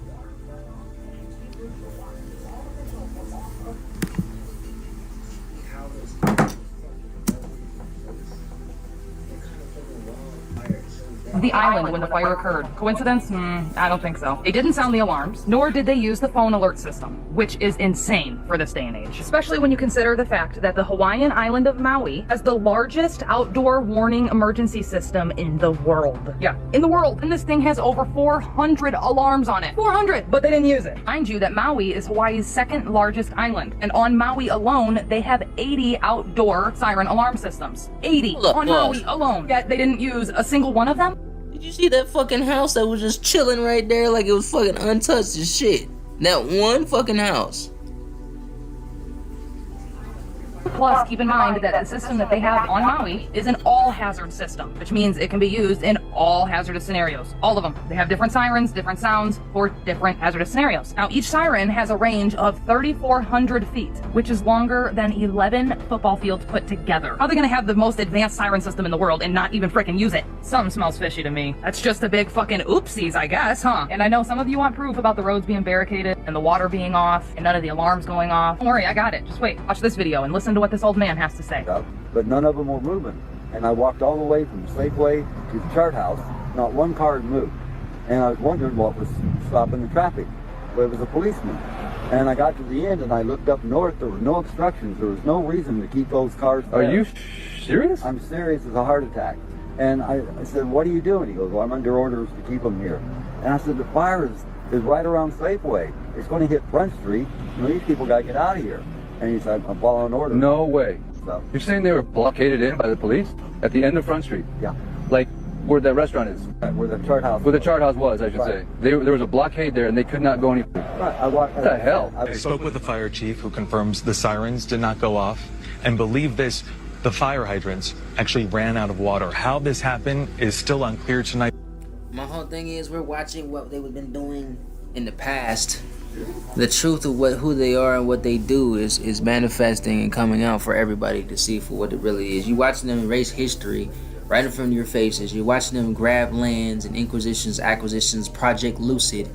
You know what I'm saying? Mind you, like where the fuck did all those people go? Because all the bodies weren't accounted for. You know what I'm saying? And not only that, they wanted to make Hawaii the first smart island. You know what I'm saying? And it was all due, for sure. You know, fuck what everybody else talking about, you know, or not trying to talk because they scared. Nigga, fuck that shit. That's part of my land and my people too. You feel me?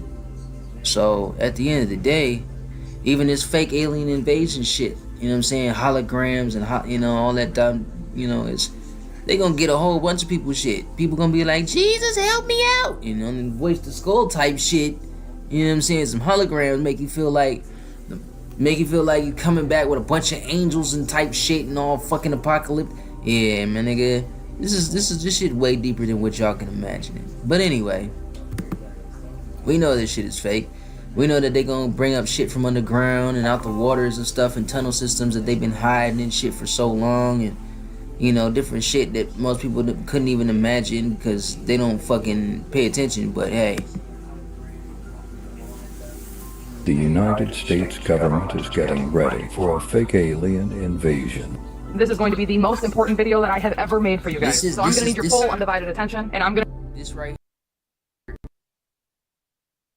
your second coming of Jesus right here.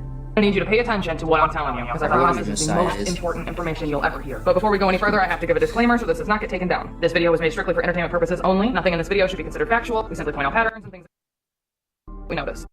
Matter of fact, let's just go ahead and say the whole damn video is scripted. Alright, now let's get into it. So I'm sure by now everyone has heard of the aliens that have been attacking Peru. It's been all over the internet. If you haven't heard about it, go look it up and do your own research, because that's not exactly what this video is about. But we will briefly be discussing the details of what's happening in Peru. Locals have... And I will say this too, not only just holograms and shit, but you know, there's clones and shit. There's spliced things things with spliced DNA we haven't even seen. You know what I'm saying? That I'm pretty sure they've been releasing in the waters for several years, and you know, people seeing reports of giants and shit like that. So there's a lot of things that's right underneath our feet that people are not ready to experience. You know what I'm saying? And for it to come out, you know, but it's coming out. But every time you've seen some weirdo shit in what you call the Hashamayim, you know what I'm saying, dealing with lights and shit, most of that shit, I mean, some of that is real and true, but some of that shit is just Project Bluebeam and the hologram, you know, bullshit. But anyway, captured footage of these supposed aliens, footage of their crafts, and news articles interviewing the local people from the indigenous tribes who are supposedly being attacked by these aliens. And according to... that shit fake as fuck. That's a whole ass hologram. I could tell it's a hologram. But not only that, the one in the mall, the alien in the mall, that shit looked like a motherfucking xenomorph or some shit. You know what I'm saying? That shit looked like a fucking hologram. Where the fuck did the shit go? You know what I'm saying? Did they ever catch it? You know. With the locals, there were 3 different kinds of aliens. Grays, invisible ones that resembled the Predator, and then green ones that resembled the Green Goblin from Spider-Man. And they dubbed them the face peelers based on what they were doing to these people. The name is pretty descriptive. You can imagine what the aliens were doing and how they were attacking. They were very specific with their descriptions, okay? Let's just put it that way. And of course, once this news was released, everybody was freaking out. That is until a couple days ago when this article came out. And it reads, the residents of a village in...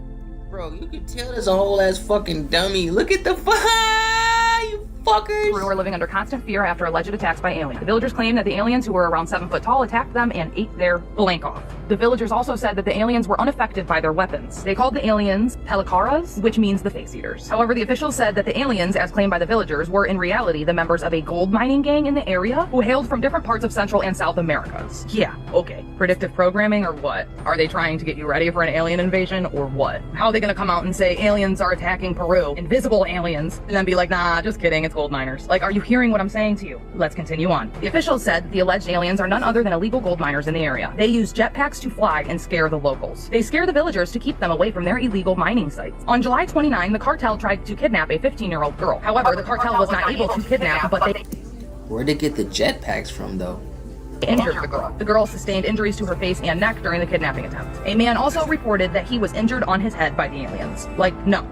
I'm sorry, is it gold miners or is it cartel? I can't keep up. These people said they were invisible, like the Predator. It was a green goblin, like the Green Goblin from Spider-Man, and then there were grays. They were very descriptive. They said they were armored, and that their bullets had no effect on them. And they said that they had circle shoes on, which allowed them to levitate a few meters off the ground. Not fucking jetpacks. Circle shoes and a backpack are 2 completely different things. I'm sorry, but just, please listen to what I'm telling you. An investigation is underway after the alleged attacks by the aliens in the village. The officials said that the illegal gold mining mafia have been evacuated from their countries, hence why they are operating from Peru. They also said that they are using advanced technology to escape in and out of the area. They are scaring away the villagers to hunt down the gold in the area illegally. The villagers are still terrorized and think that the face-eating aliens are responsible for the attacks because they seen them and they encountered them and they were attacked by them. And they're not buying that it's illegal gold miners, because gold miners and face-eating aliens are 2 completely different things. They are trying to pre-program your subconscious mind into accepting an alien invasion. Did you hear what I said? They are doing this so that there is not a public freakout and hysteria, like mass-wide, when their alien invasion really does happen. Like, please listen to what I'm telling you. Have you seen their hologram technology? This shit's good, right? Like, really good. And if you think that we have access to the same technology that the government has, you are sadly mistaken. The shit that they release to us is like prehistoric compared to the shit that they have. Listen, Ronald Reagan tried to warn us forever ago. Listen to him. Perhaps we need some outside universal threat to make us recognize this common bound. I occasionally think how quickly our differences worldwide would vanish if we were facing an alien threat from outside this world. Nobody wants a one-world government. People who know nothing about government or politics don't want a one-world government. They've known this. The Vatican Church knew this forever ago, but they didn't have the technology to fake one. But now they do. I'm telling you, they are going to have a fake alien invasion. It is going to be 100% a hoax. The alien UFOs will be holograms. Hear me now, but there will be real military craft inside of the holograms that you cannot see that are actually causing mass destruction. So it will look like the aliens are causing the mass destruction.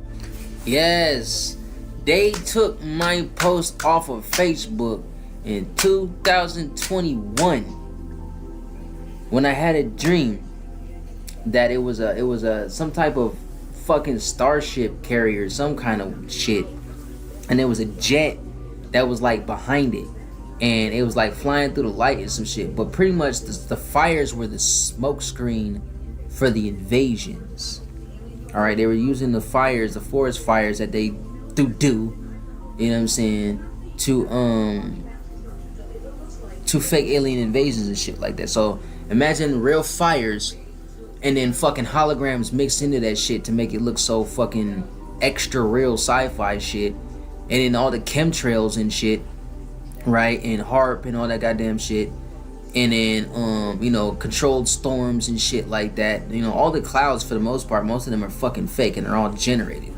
When you look at the chemtrails, that's the shit. They've been pouring them bitches out like crazy. Like this whole last week, I've been watching them motherfuckers. Like they've been going heavy. Like at nighttime, they'll go line to line. And the whole, everything above is like striped.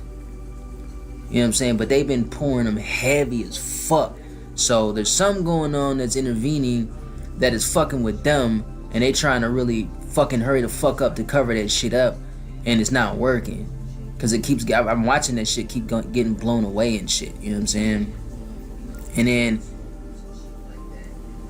they're killing, they're trying to do what they can to kill all the trees. You know what I'm saying? All the branches falling and shit, you know, weather and fucked up and shit like that. You know what I'm saying? So it's so much that's going on, you know what I'm saying, right now. But it's happening because our people are not in order. You know what I'm saying? At least as much as of us that needs to be in order. You know what I'm saying? When you talk about a one world government, what you people need to know is there was one world government before. You know what I'm saying? This isn't the first time this has happened. And there was one world governments where certain peoples have governed and there was nothing wicked and a bunch of abominations going on. You know what I'm saying? What y'all think of the New World Order, y'all still stuck in phase 1, you know what I'm saying, when it comes to, like, you know, they're talking about all this New World Order. The New World Order began when they motherfuckers came into our lands. Okay? Inquisitions, acquisitions, you know, in other words, Project Lucid, Papal Bulls, Dumb Diverses, Doctrine of Discovery, you name it. You know what I'm saying? Seste Cuve, Trust and all that shit. You know, all that renovation and climate change, geoengineering is climate change, ecogeological terraformation. You know what I'm saying? It's climate change. Anything dealing with chemtrails and HARP and DARPA and it's climate change. You know what I'm saying? Climate change, I'm not talking about all the ice caps melting. No, I'm talking about these motherfuckers fucking with shit. With CERN, 3 different fucking CERN machines. You know what I'm saying? And then all the witches and the warlocks and all the patent shit that this lady was talking about. You know what I'm saying? They fucking with the wrong shit. Spirit cooking, causing the souls to fly, the rituals of the opening of the mouth is so much deeper shit. You know what I'm saying? Causing the clones and to splice things to speak, the, you know what I'm saying, skin crawlers and cryptids. Like, that shit is really real. I don't give a fuck what y'all talking about. I know it's real. destruction. And then everyone will be horrified and fearful and beg for a one-world united government to protect us from this alien threat. Please hear me. I really, really hope that you guys are hearing what I'm saying, because like this is so important. You got to keep in mind too, all the drones and shit. You know what I'm saying? You think that them planes are just gonna be giving people rides and stuff like that? That's the only reason why they was created?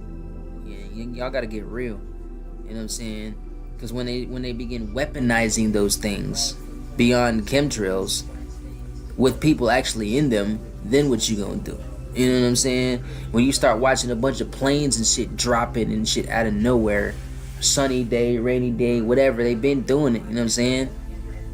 And shit just fucking falling down and shit. You know what I'm saying? Like when planes fall, you think that's so controllable as far as where they drop? If they ain't got no control, no power, they free falling. It's gonna go over where the fuck it's gonna go.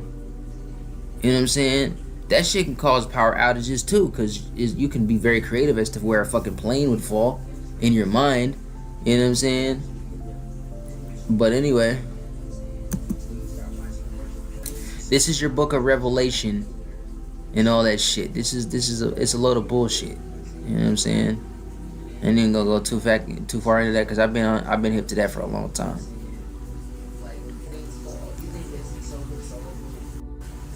Now these drones, new ginormous and slow house flies are under suspicion. I've seen it. Alright, before we go any further, I have to give a disclaimer so this does not get taken down. This video was made strictly for entertainment purposes only. Nothing in this video should be considered factual. We simply point out patterns and things that we notice. Matter of fact, let's just go ahead and say the whole damn video is scripted. Alright, now let's get into it. Today, we're gonna talk about houseflies and how they are not the same as they used to be. Like, at all. And before you come for me, I know this sounds dumb. Like, I hear it coming out of my mouth, okay? So save your comments of, oh my god, what a dumb theory. Just hear me out. But I'm gonna give you a forewarning before we go any further. If you're squeamish or don't like things that are gross, like I mean even a little bit squeamish, then this video ain't for you. Here's your warning to go ahead and scroll, because it's gonna get gross. And don't say I didn't warn you. So, typical everyday houseflies. We've all had them in our house at some point or another. Has anybody noticed that they are completely different than they used to be? Because I tried to look up the topic online, and I found a couple articles, but I didn't really find any videos, which is kind of strange for our day and age. So, I'm wondering, am I the only one who's noticed this? I can't be, right? So, a couple years ago, houseflies used to be incredibly fast, right? Like, it was hard to even swat them with a fly swatter. At least it was always hard for me. I don't know, maybe I'm slow. But these flies nowadays, they're like completely different. Not only are they ginormous, like I mean huge, but they're fat and slow. Like stupid slow. Like my 15-month-old son caught one in the air. Not just one either, like 3. There's been like 3 different occasions where he has walked up to me with a fly in his hand, or I have physically seen him grab one out of the air mid-flight. And he's not a ninja, okay? He's just a regular 15-month-old. That's just how slow these flies are now. I'm telling you, if you haven't noticed it, after you watch this video, you will. Just pay attention the next time that you see a fly in your house. That's all I'm asking.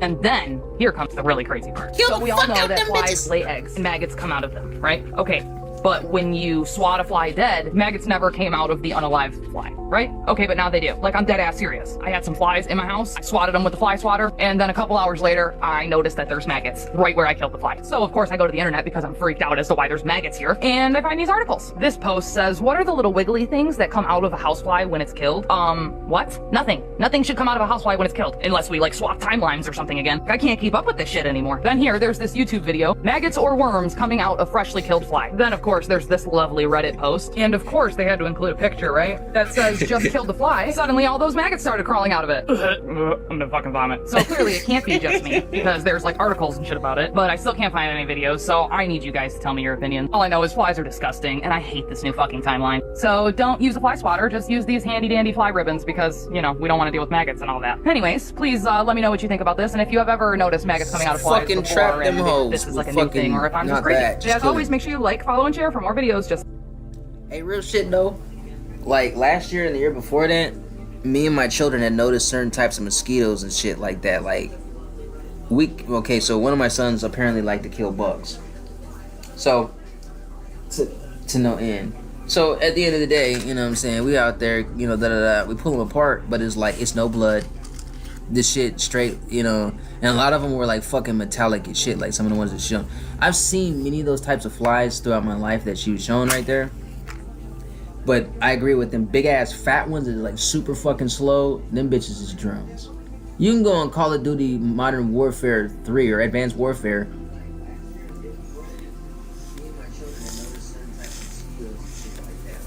Hold up, gotta smoke some weed. Oh yeah.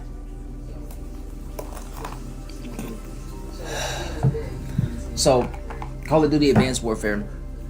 You know what I'm saying? And then Mitchell, was using one of the drone flies and shit like that to spy and blah blah blah. So this shit, I mean, I'm letting you know this shit is real. I fucking love her humor. You know what I'm saying? Real shit. She's got some fucking awesome humor. Like, kudos to you. You know.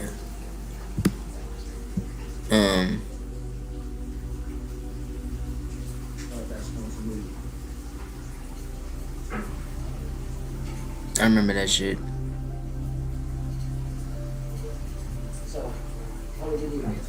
Exposing the only true map of the Earth.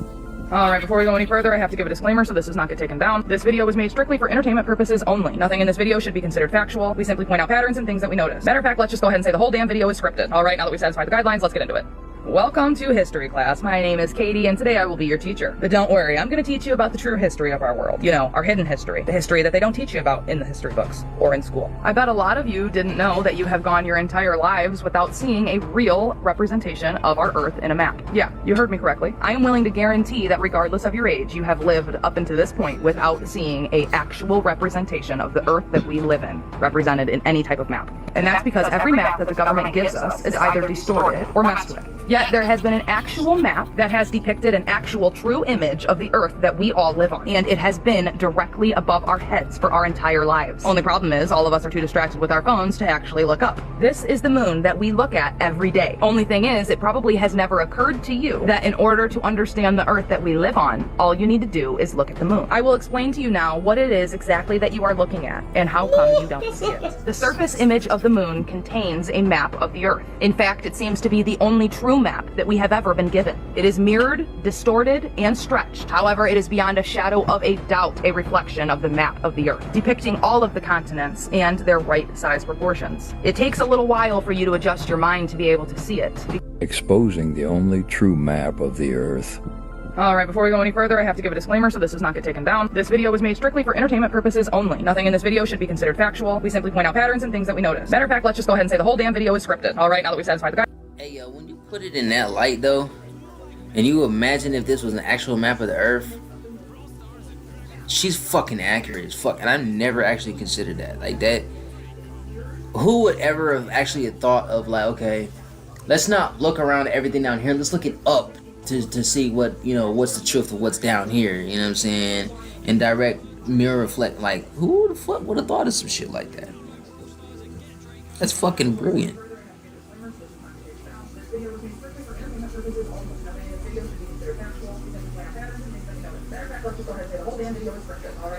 It's gonna be Book City 3.5. It takes a little while for you to adjust your mind to be able to see it, because you are trying to reprogram an entire life of indoctrination. But once you see it, it is undeniable. And you may even realize that this is not the first time that you are seeing this map depicted. The UN has been using this map as their official logo for a very long time. Someone isn't telling us the truth. While studying the moon map, a lot of people have noticed that it depicts extra land masses that are not accounted for in our 2023 updated Earth map. These extra land masses account for the lost civilizations known as Atlantis and Lemuria. It is definitely a very interesting bit of history that I can guarantee that you were not taught as a child or even as a young adult.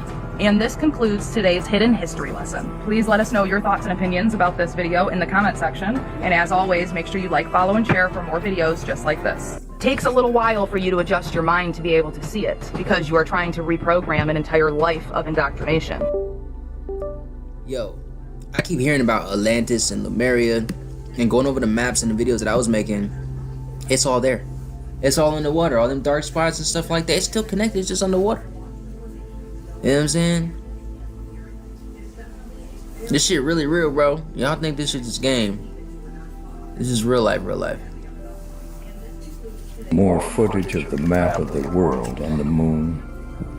So you wanted more footage of the map of the world on the surface of the moon, huh? Well, you're gonna get just that, but first let me give a disclaimer so this video doesn't get taken down. This video was made strictly for entertainment purposes only. Nothing in this video should be considered factual. We simply point out patterns and things that we notice. Matter of fact, let's just go ahead and say the whole damn video is scripted. Alright, now let's get into it. So we got a comment asking for more footage of the moon. So here is some more footage of the moon surface morphing into the world map so you can get a better idea of what I'm talking about. And at the end, we're gonna go over the map and the continents and kind of break down down it, so hopefully you can get a better picture of what I'm saying. Hopefully this video helps. All right, I'm gonna stop talking for now and let you just enjoy the footage. But please make sure to let me know what you think in the comments.